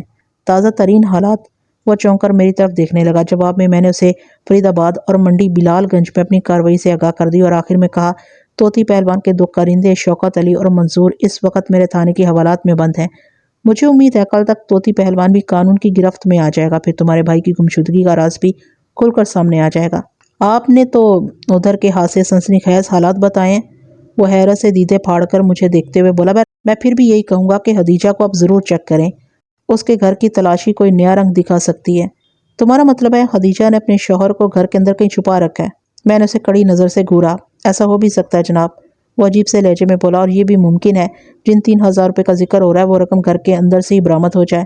میں نے کھوجتی ہوئی نگاہ سے چند لمحات تک اس کی آنکھوں چہرے کے تاثرات کو پڑھنے کی کوشش کی، پھر ٹھہرے ہوئے لہجے میں کہا ممتاز شیخ تم ایک بے بنیاد بات کر رہے ہو۔ بہرحال میں تمہاری اس بات کو یکسر رد نہیں کروں گا۔ میں پہلے بھی خدیجہ کے گھر سے ایک چکر لگا کر آ چکا ہوں، کل تفصیلی تلاشی بھی لے ڈالوں گا۔ ہاں مجھے اجازت دیں تھانے دار صاحب۔ وہ اٹھ کر کھڑا ہو گیا۔ گھر میں نظام پورہ سے چند مہمان آئے ہوئے ہیں، ان کو بھی دیکھنا ہے۔ میں نے کہا مجھے پتہ چلا ہے تم سے بڑا بھائی فیاض شیخ نظام پورہ سے آیا ہوا ہے۔ جی ہاں میں انہی مہمانوں کا ذکر کیا ہے، وہ جلدی سے بولا۔ میں نے پوچھا فیاض شیخ اس معاملے کے بارے میں کیا کہتا ہے؟ وہ خدیجہ کے رویے پر سخت برہم ہے۔ کیوں؟ خدیجہ نے اس کے ساتھ ایسا کیا کر دیا ہے؟ میں نے استفسار کیا۔ وہ بتانے لگا فیاض بھائی امتیاز بھائی کی گمشدگی کا سن کر قلعہ لچمن سنگھ آئے تھے اور جب وہ ان کے گھر گئے تو خدیجہ نے دروازہ ہی نہیں کھولا۔ بولی تم سب لوگ میرے دشمن ہو، میں کسی کی بھی شکل نہیں دیکھنا چاہتی، دفع ہو جاؤ یہاں سے۔ وہ لمحے بھر کو متوقف ہوا، پھر اپنی بات مکمل کرتے ہوئے بولا بھائی فیاض کو اس رویے سے سخت تکلیف پہنچی اور وہ خاموشی کے ساتھ میرے گھر آ گئے۔ اب آپ ہی بتائیں ایسے ہوتے ہیں رشتہ دار؟ ہم اپنے بڑے بھائی کے دشمن کیسے ہو سکتے ہیں؟ کیا خدیجہ نے فیاض کے ساتھ واقعی ایسا کیا ہے؟ آپ فیاض بھائی سے پوچھ لیں، اگر میری بات کا یقین نہیں آ رہا تو ٹھیک ہے میں اس سے بھی پوچھ لوں گا۔ میں نے الجھن زدہ لہجے میں کہا ویسے خدیجہ ایسی نظر تو نہیں آتی۔ یہی تو اس کا کمال ہے جناب، وہ منہ بگاڑ کر بولا۔ وہ اپنی رونی صورت اور چہرے کی معصومیت سے خود کو مظلوم اور بے قصور ثابت کر دیتی ہے۔ آپ اس عورت کو نہیں جانتے تھانے دار صاحب، ہمارا تو کئی سال سے واسطہ ہے نا۔ وہ اول آخر اپنی بھابھی کی مخالفت میں بول رہا تھا اور ناپسندیدگی اور مخالفت دو طرفہ تھی۔ خدیجہ بھی اپنے دیور کے بارے میں ایسے ہی دشمنانہ خیالات رکھتی تھی۔ دونوں میں کون صحیح اور کون غلط تھا میں فی الحال واقعی یہ بات نہیں جانتا تھا۔ میں نے کہا میرا تو نیا نیا واسطہ پڑا ہے ممتاز، تم فکر نہ کرو میں بھی جلد ہی اسے جان لوں گا۔ تھوڑی دیر کے بعد وہ مجھ سے ہاتھ ملا کر تھانے سے رخصت ہو گیا۔ اگلے روز صبح ہی صبح بارش شروع ہو گئی۔ میں نے کئی مرتبہ تھانے سے نکلنے کا ارادہ کیا لیکن اپنے عزائم کو عملی جامہ نہ پہنا سکا۔ اس دوران میں ایک لمحے کے لیے بھی بارش نے وقفہ نہ دیا۔ یہ خلاف توقع بارش تھی اور بعد از دوپہر تک خوب دل کھول کر برستی رہی۔ لگ بھگ 2 بجے دوپہر بارش تھمی اور میں نے خدیجہ کی طرف جانے کا فیصلہ کیا ہی تھا کہ ایک اور رکاوٹ راہ میں آن کھڑی ہوئی۔ اس بے موسم کی دھواں دار بارش نے اچھی خاصی تباہ کاری مچا دی تھی۔ گاؤں کی نزدیکی سڑک پر کوئی مسافر بردار گاڑی الٹ گئی اور مجھے فوری طور پر موقع کی کارروائی کے لیے وہاں جانا پڑ گیا۔ اس حادثے میں متعدد زخمیوں کے علاوہ 2 افراد کی ہلاکت بھی عمل میں آئی تھی۔ ان 2 مسافر افراد میں ایک 8 سال کا بچہ بھی تھا۔ دن کا باقی حصہ وہاں سڑک پر گزر گیا اور مغرب سے کچھ تھوڑا پہلے میں اس ہنگامی کارروائی سے فارغ ہوا۔ خدیجہ کا گھر اس سڑک اور تھانے کے درمیان واقع تھا، لہٰذا میں واپسی میں اسے ملنے چلا گیا۔ وہ سب سے پہلے اپنے شوہر کے بارے میں مستفسر ہوئی۔ میں نے اسے اس کے شوہر کے سلسلے میں جاری اب تک کی کارروائی کے بارے میں تفصیلاً بتایا اور آخر میں پوچھ لیا میں نے سنا ہے کل تمہارا بڑا دیور فیاض یہاں آیا تھا اور تم نے اس کے ساتھ خاصی بدتمیزی کی ہے۔ یہ سب لوگ میرے زخموں پر نمک چھڑکنے کے لیے آتے ہیں۔ وہ روحانسی ہو گئی، مجھے نہیں ملنا کسی سے۔ میں نے کہا جہاں تک میں نے سنا ہے فیاض ممتاز سے خاصا مختلف ہے، اس کے ساتھ تم لوگوں کی کوئی ناراضی وغیرہ بھی نہیں۔ آپ بالکل ٹھیک کہتے ہیں تھانے دار صاحب، وہ تائیدی انداز میں بولی۔ یہ سچ ہے کہ مجھے فیاض بھائی سے کوئی بڑی شکایت نہیں، لیکن کل ممتاز کے ساتھ انہیں دیکھ کر پتہ نہیں کیوں میرا دماغ خراب ہو گیا اور میں نے انہیں بھی الٹی سیدھی سنا دی۔ میں یہی سمجھی تھی کہ ممتاز انہیں سکھا پڑھا کر میرے پاس لایا ہوگا۔ مجھے اس شخص کی شکل سے بھی شدید نفرت ہے اور اسی کو دیکھ کر میں نے فیاض کے ساتھ بھی بدسلوکی کر ڈالی۔ بعد میں مجھے اپنے رویے پر افسوس بھی ہوا۔ کیا فیاض کے ساتھ ممتاز بھی یہاں آیا تھا؟ میں نے پوچھا۔ اس نے اس بات میں جواب دیا، یہ بات ممتاز نے مجھے نہیں بتائی تھی۔ میں نے خدیجہ سے ممتاز وغیرہ کا ذکر کرنا مناسب نہ سمجھا ورنہ وہ خواہ بھڑک اٹھتی۔ میں نے معتدل لہجے میں کہا، بہرحال تم نے فیاض کے ساتھ کچھ اچھا نہیں کیا۔ اس نے خاموشی سے گردن جھکا لی۔ وہ شام ہونے سے پہلے کا وقت تھا اور فضا میں اتنی روشنی باقی تھی کہ میں گھوم پھر کر خدیجہ کے گھر کو دیکھ سکتا تھا۔ میں فوری طور پر اپنے کام میں مصروف ہو گیا۔ خدیجہ میرے اس رویے سے خاصی الجھی ہوئی تھی۔ اس نے مجھ سے پوچھا بھی کہ میں پورے اسرار انداز میں اس کے گھر کی تلاشی کیوں لے رہا ہوں، اور میں نے اسے یہ کہہ کر ٹال دیا کہ یہ ضروری کارروائی ہے، اسے اس سلسلے میں فکرمند ہونے کی چندہ ضرورت نہیں۔ تمام کمروں کے علاوہ میں نے گھر کے صحن کا بھی بغور جائزہ لے ڈالا، لیکن مجھے وہاں سے کوئی بھی ایسا سراغ نہ مل سکا جس سے اس بات کی طرف شک جاتا کہ امتیاز شیخ کی پورے اسرار گمشدگی میں کسی بھی حوالے سے خدیجہ کا ہاتھ ہو۔ میں نے بوقت رخصت اسے تسلی دی، تم فکر نہ کرو خدیجہ، میں بہت جلد تمہارے شوہر کا سراغ لگانے میں کامیاب ہو جاؤں گا، ذرا طوطی پہلوان میرے ہاتھ آ جائے، پھر یہ معاملہ آسانی سے حل ہو جائے گا۔ اس نے میرا شکریہ ادا کیا اور دروازے تک مجھے چھوڑنے آئی۔ خدیجہ کا اکلوتا بیٹا الطاف اس وقت اس کمرے کے سامنے کھڑا تھا جس کے اندر وہ سفید گھوڑا رہتا تھا، جو اپنے مالک کے بغیر ہی زخمی حالت میں گھر پہنچا تھا۔ موسم کی خرابی اور زخمی حالت کے پیش نظر اسے کمرے ہی میں رکھا گیا تھا۔ مجھے اس کی خیریت بھی دریافت کرنا تھی، اس لیے ادھر چلا گیا۔ سب سے پہلے میں نے الطاف کے سر پر شفقت بھرا ہاتھ پھیرا۔ وہ لگ بھگ 10 سال کا ایک دھان پانسا لڑکا تھا۔ اس عمر میں شعور قدرے پختہ ہو چکا ہوتا ہے اور انسان اپنے حالات کو اچھی طرح سمجھنے لگتا ہے۔ یہ الگ بات ہے کہ وہ زندگی کے بعض اہم اور حساس معاملات میں اپنے دلی جذبات کو ظاہر نہیں کر سکتا۔ الطاف اپنے والد کی پراسرار گمشدگی کا بخوبی اندازہ لگا چکا تھا، اس لیے اس کے چہرے پر مجھے غم و اندوہ کے گہرے بادل دکھائی دیے۔ میں نے اسے پیار کیا اور تھوڑی دیر تک تسلی تشفی کی باتیں کرتا رہا۔ وہ خاموش کھڑا میری سنتا رہا، پھر چپکے سے اپنی ماں کے پاس چلا گیا۔ اس کی خاموشی اور اداسی برمحل تھی۔ میں جس دوران میں الطاف کو پچکار رہا تھا، میں نے کمرے کے اندر گھوڑے کے ہنہنانے کی آواز 2 مرتبہ سنی تھی۔ گھوڑے کی زبان تو کوئی گھوڑا ہی سمجھ سکتا ہے، لیکن ان لمحات میں مجھے یوں محسوس ہوا جیسے وہ مجھ سے کچھ کہنا چاہتا ہو۔ میرے ذہن میں یہ خیال پیدا ہوا کہ وہ تقاضا کر رہا ہے الطاف کی طرح میں اسے بھی پیار کروں۔ یہ میرا ایک وقتی احساس تھا جسے میں کوئی نام دینے سے قاصر ہوں۔ میں کمرے کے اندر پہنچا تو وہ ہاسا خوشی سے ہنہنایا۔ انسان کا ذہن جس سمت میں سوچ رہا ہوتا ہے وہ ہر ضروری اور غیر ضروری بات کو بھی اس سے منسوب کر لیتا ہے۔ مجھے بھی یہ محسوس ہوا جیسے میری آمد پر اس نے خوشی کا اظہار کیا ہو۔ میں نے اس کی پیٹھ سے ہلاتے ہوئے پوچھا، کیسے ہو شہزادے؟ جواب میں وہ ایک مرتبہ پھر ہنہنایا۔ میں یہی سمجھا کہ وہ مجھے اپنی خیریت سے آگاہ کر رہا ہے۔ میں نے اسے دروازے کے قریب لا کر اس کی گھائل ٹانگوں کا جائزہ لیا۔ ڈنگر ڈاکٹر ظہوری بڑی توجہ سے اس کا علاج کر رہا تھا۔ اس نے دروازے تک مختصر سے سفر کے دوران میں تکلیف تو محسوس کی، لیکن میں نے دیکھا وہ پہلے سے کافی بہتر تھا۔ میں نے اس گھوڑے سے دوبارہ آ کر اسے دیکھنے کا وعدہ کیا اور خدیجہ کے گھر سے نکل آیا۔ راستے میں ممتاز شیخ سے ملاقات ہوگی۔ اس نے یہی ظاہر کیا ہم اتفاق سے ملے ہیں، لیکن میں نے اس کے چہرے کے بدلتے ہوئے تاثرات سے اندازہ لگا لیا کہ ہمارا ملنا اتفاقاً نہیں تھا۔ مجھے یوں محسوس ہوا جیسے وہ میری ٹو میں ادھر گھوم رہا ہو۔ میں نے قدرے سخت لہجے میں اسے دریافت کیا، تم ابھی تک گھر نہیں گئے؟ میں گھر ہی سے آ رہا ہوں جناب، وہ گڑبڑا گیا۔ ادھر فیکے موچی سے کام تھا، اس نے بہانہ بناتے ہوئے کہا۔ وہ تو گھر میں ملا نہیں، واپس جا رہا تھا تو آپ پر نظر پڑ گئی۔ یقیناً آپ خدیجہ بھابھی کی طرف سے آ رہے ہیں، وہاں کی کیا خبریں ہیں؟ اس نے بڑی چالاکی سے سوالات کے رخ کو اپنی جانب سے پھیر کر میری طرف کرنے کی کوشش کی تو میں چند لمحے ٹٹولتی نظر سے اسے گھورتا رہا، پھر گمبھیر لہجے میں استفسار کیا، تھانے دار تم ہو یا میں ہوں؟ ظاہر ہے جی، تھانے دار تو آپ ہی ہیں نا جناب۔ پھر اپنی زبان کو قابو میں رکھو اور تھانے دار بننے کی کوشش نہیں کرو۔ میں نے کیا کیا ہے تھانے دار صاحب؟ وہ ایسی معصومیت سے پوچھنے لگا جیسے میری بات سمجھ نہ سکا ہو۔ میں نے ڈانٹ سے مشابہ لہجے میں کہا، صرف میرے سوالات کو غور سے سنو اور سوچ سمجھ کر ان کا جواب دو۔ تم نے مجھ سے جھوٹ کیوں بولا تھا؟ وہ لج گیا۔ میں نے کون سا جھوٹ بولا جناب؟ میں نے وضاحت کرتے ہوئے کہا، کسی حقیقت کو ادھورا بیان کرنا بھی ایک قسم کی دروغ گوئی ہی ہوتی ہے۔ تم نے مجھے یہ کیوں نہیں بتایا کہ فیاض شیخ کے ساتھ تم بھی خدیجہ کے گھر گئے تھے؟ وہ جز بز ہو کر رہ گیا، پھر معذرت خواہانہ لہجے میں بولا، میں آپ کو بتانا بھول گیا تھا جناب، خدیجہ نے تمہاری وجہ سے فیاض کو گھر میں داخل نہیں ہونے دیا۔ میں نے حفقی امیز لہجے میں کہا، اگر اسے تمہاری شکل نظر نہ آتی تو وہ اپنے دیور فیاض کو دروازے پر سے نہ لوٹاتی۔ فیاض کے لیے اس کے دل میں مخالفانہ جذبات نہیں ہیں، وہ یہی سمجھی کہ تم فیاض کو الٹی سیدھی پٹی پڑھا کر وہاں لائے ہو۔ خدیجہ میرے بارے میں ہمیشہ بدگمان رہتی ہے۔ وہ برا سا منہ بناتے ہوئے بولا، فیاض کے ساتھ اگر وہ مجھے بھی گھر میں بٹھا لیتی تو اس کا کون سا نقصان ہو جاتا؟ میں بھی تو فیاض کی طرح اس کا دیور ہوں۔ بھائی صاحب کے گھر پر ہم دونوں کا ایک ہی جیسا حق ہے، یہ تمہارا خیال ہے اور میں اس سلسلے میں تم سے بحث نہیں کرنا چاہتا۔ بہرحال خدیجہ ایسا نہیں سمجھتی اور میری معلومات کے مطابق امتیاز شیخ بھی تمہیں وہ اہمیت نہیں دیتا جو فیاض شیخ کو حاصل ہے۔ یہی تو مصیبت ہے نا جناب، وہ حفقی امیز لہجے میں بولا۔ پتہ نہیں ان لوگوں کو مجھ سے ایسی کون سی دشمنی ہے، دوستی اور دشمنی کا حساب کتاب تم بعد میں کرتے رہنا۔ میں نے وارننگ دینے والے انداز میں کہا، تمہیں میں یہی تاکید کروں گا کہ خدیجہ کی ٹو میں رہنا چھوڑ دو ورنہ میں تمہارے خلاف قانونی چارہ جوئی کے لیے مجبور ہو جاؤں گا۔ ٹھیک ہے تھانے دار صاحب، وہ مسکین سی صورت بنا کر بولا، میں آپ کے اس حکم کو یاد رکھوں گا۔ میں نے ایک فوری خیال کے تحت اس سے پوچھ لیا کہ فیاض شیخ اس وقت تمہارے گھر میں موجود ہے؟ فیاض شیخ امتیاز شیخ کا بھائی تھا اور میری معلومات کے مطابق ان دونوں بھائیوں کے درمیان ناخوشگوار تعلقات بھی نہیں تھے۔ وہ اگر بھائی کی گمشدگی کا سن کر نظام پورہ سے قلعہ لچمن سنگھ آ ہی گیا تھا تو اس سے مل لینا ضروری تھا۔ ممکن ہے امتیاز کی بازیابی کے ذیل میں سے کوئی اشارہ مل جاتا۔ ممتاز شیخ نے میرے سوال کے جواب میں کہا، بھائی فیاض تو واپس بھی چلا گیا ہے۔ وہ کب گیا ہے؟ بے سختہ میرے منہ سے نکلا۔ جب میں تھانے سے گھر پہنچا تو وہ جانے کے لیے تیار بیٹھا تھا۔ ممتاز نے بتایا، خدیجہ کے رویے نے اسے ایسا دل برداشتہ کیا کہ اس نے واپس جانے کا پروگرام بنا لیا۔ میں تھوڑی دیر پہلے ہی انہیں روانہ کر کے آیا ہوں۔ میں گہری سانس لے کر رہ گیا۔ فیاض شیخ سے ملاقات کی ایک ہی صورت تھی کہ یا تو میں اسے یہاں قلعہ لچمن سنگھ طلب کر لیتا یا پھر اس کے پاس نظام پورہ چلا جاتا، اور یہ دونوں کام یا دونوں میں سے کوئی ایک کل صبح ہی ہو سکتا تھا۔ میں نے ممتاز شیخ کو کچھ اور ہدایات دی اور واپس تھانے آ گیا۔ میں امید کر رہا تھا کہ اس روز منڈی بلال گنج کی طرف سے کوئی خوشخبری سننے کو ملے گی، لیکن میری یہ توقع پوری نہ ہو سکی۔ ایک تو بارش نے بھی اس دن کارکردگی کو خاصا متاثر کیا تھا۔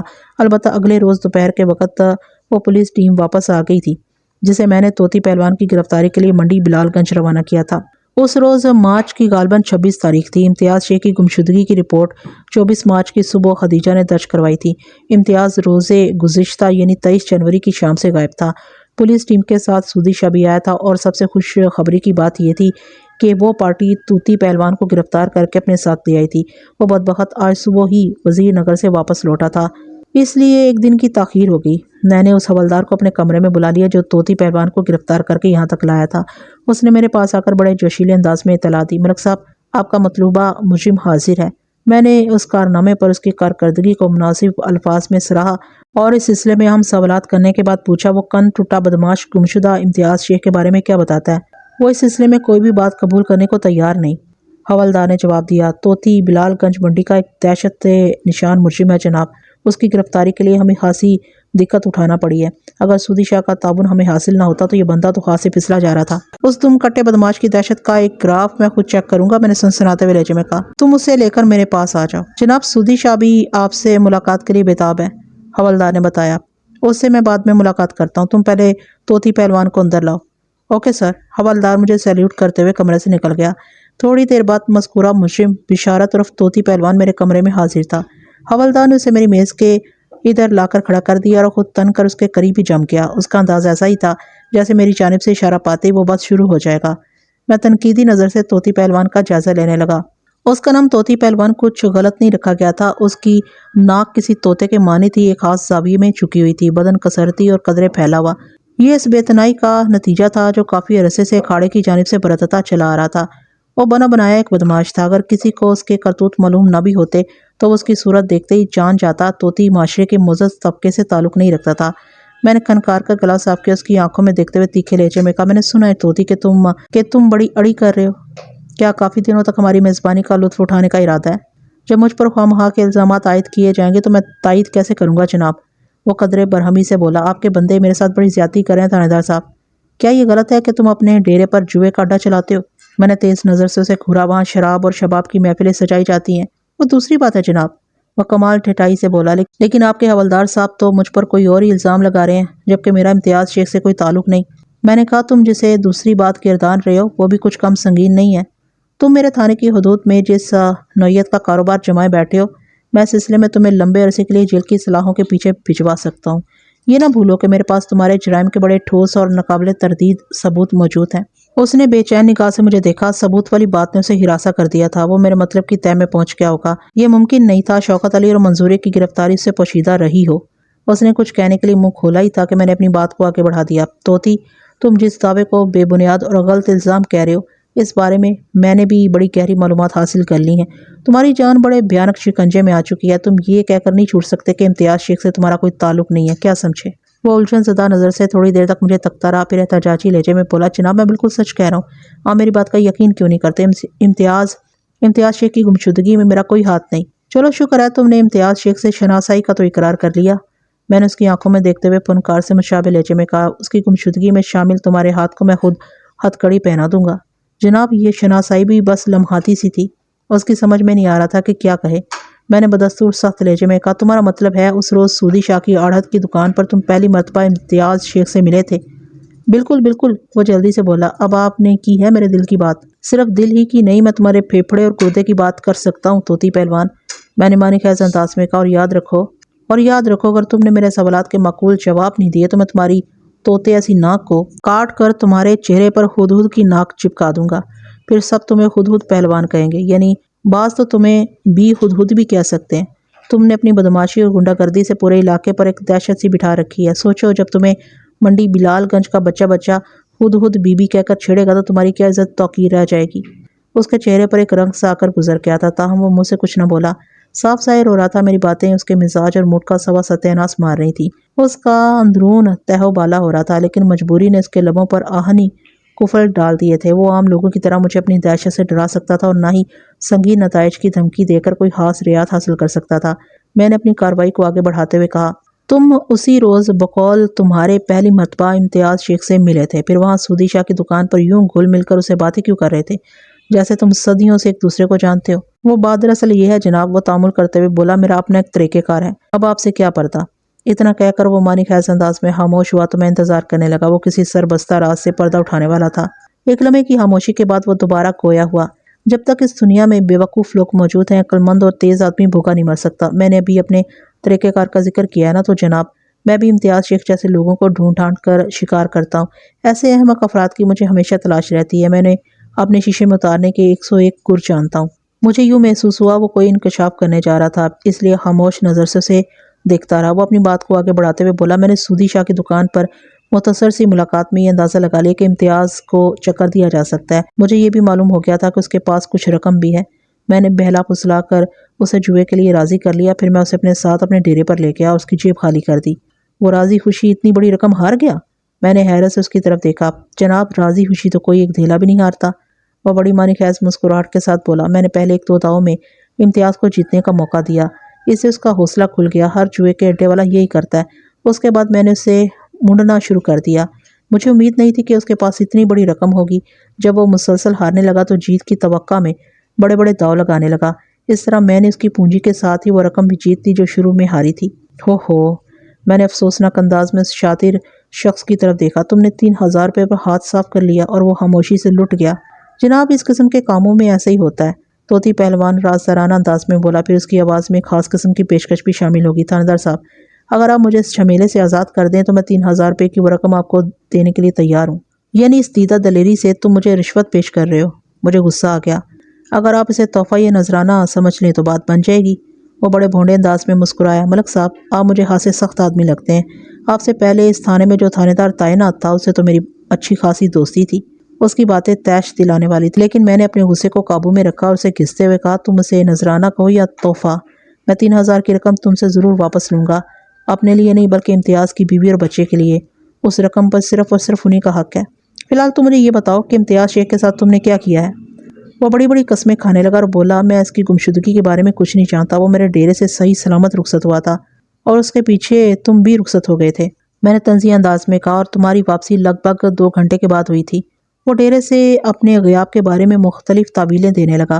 جب اس کی باتوں سے میری تسلی نہ ہوئی تو میں نے اسے حوالدار کے حوالے کر دیا۔ تم اس پر کچھ کام کرو، میں رات میں سے دوبارہ ملاقات کروں گا۔ حوالدار کے چہرے پر خوشی چمک اٹھی۔ وہ کشاں کشاں طوطی پہلوان کو میرے کمرے سے لے کر حوالات کی جانب بڑھ گیا۔ میں نے اس کے حسب منشا طوطی کی صورت میں اسے ایک عظیم تحفے سے نواز دیا تھا۔ وہ دن اور اس سے اگلا دن بھی کسی کامیابی کے بغیر ہی گزر گیا۔ ہم نے طوطی پہلوان پر مروجہ طور طریقے آزما کر دیکھ لیے، لیکن اس نے امتیاز کی گمشدگی کے سلسلے میں کوئی اقراری بیان نہ دیا۔ اس صورتحال نے مجھے الجھا کر رکھ دیا۔ میں تھانے سے اٹھا تو امتیاز شیخ کے بارے میں ہی سوچ رہا تھا اور نیند کی آغوش تک پہنچتے پہنچتے یہ پریشان کن سوچ میرے ذہن سے چپکی رہی۔ آئندہ روز جب میں بیدار ہوا تو صبح کے آغاز کے ساتھ ہی میرے ذہن میں ایک آئیڈیا چمکا۔ اس آئیڈیا کے بارے میں نے باقاعدہ سوچا نہیں تھا، بس آپ ہی یہ خیال چپکے سے ذہن میں ابھر آیا تھا۔ ازاں بعد اس خیال پر عمل کرنا بہت سود مند ثابت ہوا۔ میں نے کسی سینئر آفیسر سے یہ کہاوت سنی تھی کہ چوری شدہ چیز جب کسی بھی طور برآمد نہ ہو رہی ہو تو خود کو اس شے کی جگہ رکھ کر سوچنا چاہیے۔ اس سلسلے میں میرے سینئر آفیسر نے گھوڑے کی مثال بھی دی تھی۔ کسی کا ایک گھوڑا چوری ہو گیا تھا اور کسی بھی طرح اس گھوڑے کا سراغ نہیں مل رہا تھا۔ بالآخر اس نے خود کو گھوڑا تصور کر لیا اور یہ سوچنے لگا کہ اگر اس کے ساتھ گھوڑے والی سچویشن پیش آ جائے تو وہ کہاں جائے گا۔ اس کوشش میں اسے کامیابی حاصل ہوئی اور وہ گھوڑا بن کر آخر کار گھوڑے تک پہنچ گیا۔ جس کیس نے میرا دماغ گھما رکھا تھا اس میں کوئی گھوڑا تو گم نہیں ہوا تھا بلکہ گھوڑے کا مالک پچھلے 5-6 روز سے غائب تھا۔ میرے ذہن نے فوری طور پر اس آئیڈیا میں تھوڑا ترمیم و اضافہ کیا اور میں تیار ہو کر خدیجہ بیگم کے گھر پہنچ گیا۔ یہ ایسے ہی مراد بھی میرے ہمراہ تھا اور ہم گھوڑوں پر سوار ہو کر وہاں گئے تھے۔ خدیجہ نے حسب حال ہمارا استقبال کیا۔ میں اس کمرے کی جانب بڑھ گیا جس کے اندر امتیاز شیخ کا سفید گھوڑا بندھا ہوا تھا۔ مجھ پر نگاہ پڑتے ہی گھوڑا بڑے والہانہ انداز میں ہنہنانے لگا۔ اس کے زخم بڑی حد تک ٹھیک ہو چکے تھے۔ اس وقت وہ اپنے پاؤں پر کھڑا تھا۔ ASI نے میرے کان میں سرگوشی کی، ملک صاحب یہ گھوڑا تو آپ کو پہچاننے لگا ہے؟ میں مراد کی بات کو نظر انداز کرتے ہوئے گھوڑے کی سمت بڑھا۔ وہ بھی میری طرف لپکا، انداز ایسے ہی تھا جیسے کمرے سے باہر نکلنا چاہتا ہو۔ میں نے اس کی پیٹھ تھپکتے ہوئے کہا، فکر نہ کرو جوان، میں تمہاری رسی کھول رہا ہوں، تم میری رہنمائی کرو گے کہ تمہارا مالک امتیاز کس جگہ تم سے بچھڑا تھا۔ وہ شانت ہو کر اپنی بڑی بڑی سی آنکھوں سے مجھے دیکھنے لگا۔ یہ تو ممکن نہیں تھا کہ وہ انسانی زبان کو سمجھ رہا ہو، لیکن اس کے رویے اور رد عمل سے یہی بات ظاہر ہوتی تھی۔ بہرحال جو بھی تھا اسے کوئی نام نہیں دیا جا سکتا، بس شاید ہمارے درمیان کوئی روحانی رابطہ قائم ہو گیا تھا۔ ASI کو میں اپنے منصوبے سے آگاہ کر چکا تھا۔ خدیجہ کو بھی میں نے مختصر الفاظ میں اپنے پروگرام سے متعلق بتایا اور سفید گھوڑے کو اپنے ساتھ لے جانے کی بات کی۔ وہ بڑی آسانی سے میری بات سمجھ گئی اور بولی، جناب یہ کام تو آپ کو پہلی فرصت میں کرنا چاہیے۔ خدیجہ کی طرف سے اجازت ملتے ہی ہم اس گھنے جنگل کی طرف روانہ ہو گئے جو فرید آباد اور موزہ لچھمن سنگھ کے درمیان پایا جاتا تھا۔ میں اور ASI اپنے گھوڑوں پر سوار تھے جبکہ سفید گھوڑا بغیر کسی سوار کے آگے بڑھ رہا تھا۔ جب تک ہم آبادی کے اندر رہے میں نے امتیاز کے گھوڑے کی لگامیں تھامے رکھی۔ جنگل کی جانب جانے والے راستے پر پہنچتے ہی میں نے اس کی لگام چھوڑ دی اور بڑے دلار سے کہا، یہاں سے تمہارا کام شروع ہوتا ہے شہزادے، تم آگے آگے چلو گے اور سیدھے وہاں پہنچو گے جہاں تمہارے مالک امتیاز شیخ کو کوئی حادثہ پیش آیا تھا۔ اس بے زبان نے بڑی توجہ سے میری بات سنی، ہنہنا کر حکم کی تعمیل کا یقین دلایا اور خاموشی سے ایک جانب چل دیا۔ ASI نے حیرت کا اظہار کرتے ہوئے کہا، ملک صاحب میں نے ایسا فرما بردار گھوڑا پہلے کہیں دیکھا نہیں ہے۔ میں بھی زندگی میں پہلی مرتبہ دیکھ رہا ہوں، میں نے گمبھیر انداز میں کہا۔ وہ سنجیدگی سے بولا، اس کی پراعتماد چال سے ظاہر ہوتا ہے کہ یہ ہمیں کسی منزل پر پہنچا کر ہی دم لے گا۔ اللہ تمہاری زبان مبارک کرے، میں نے کہا۔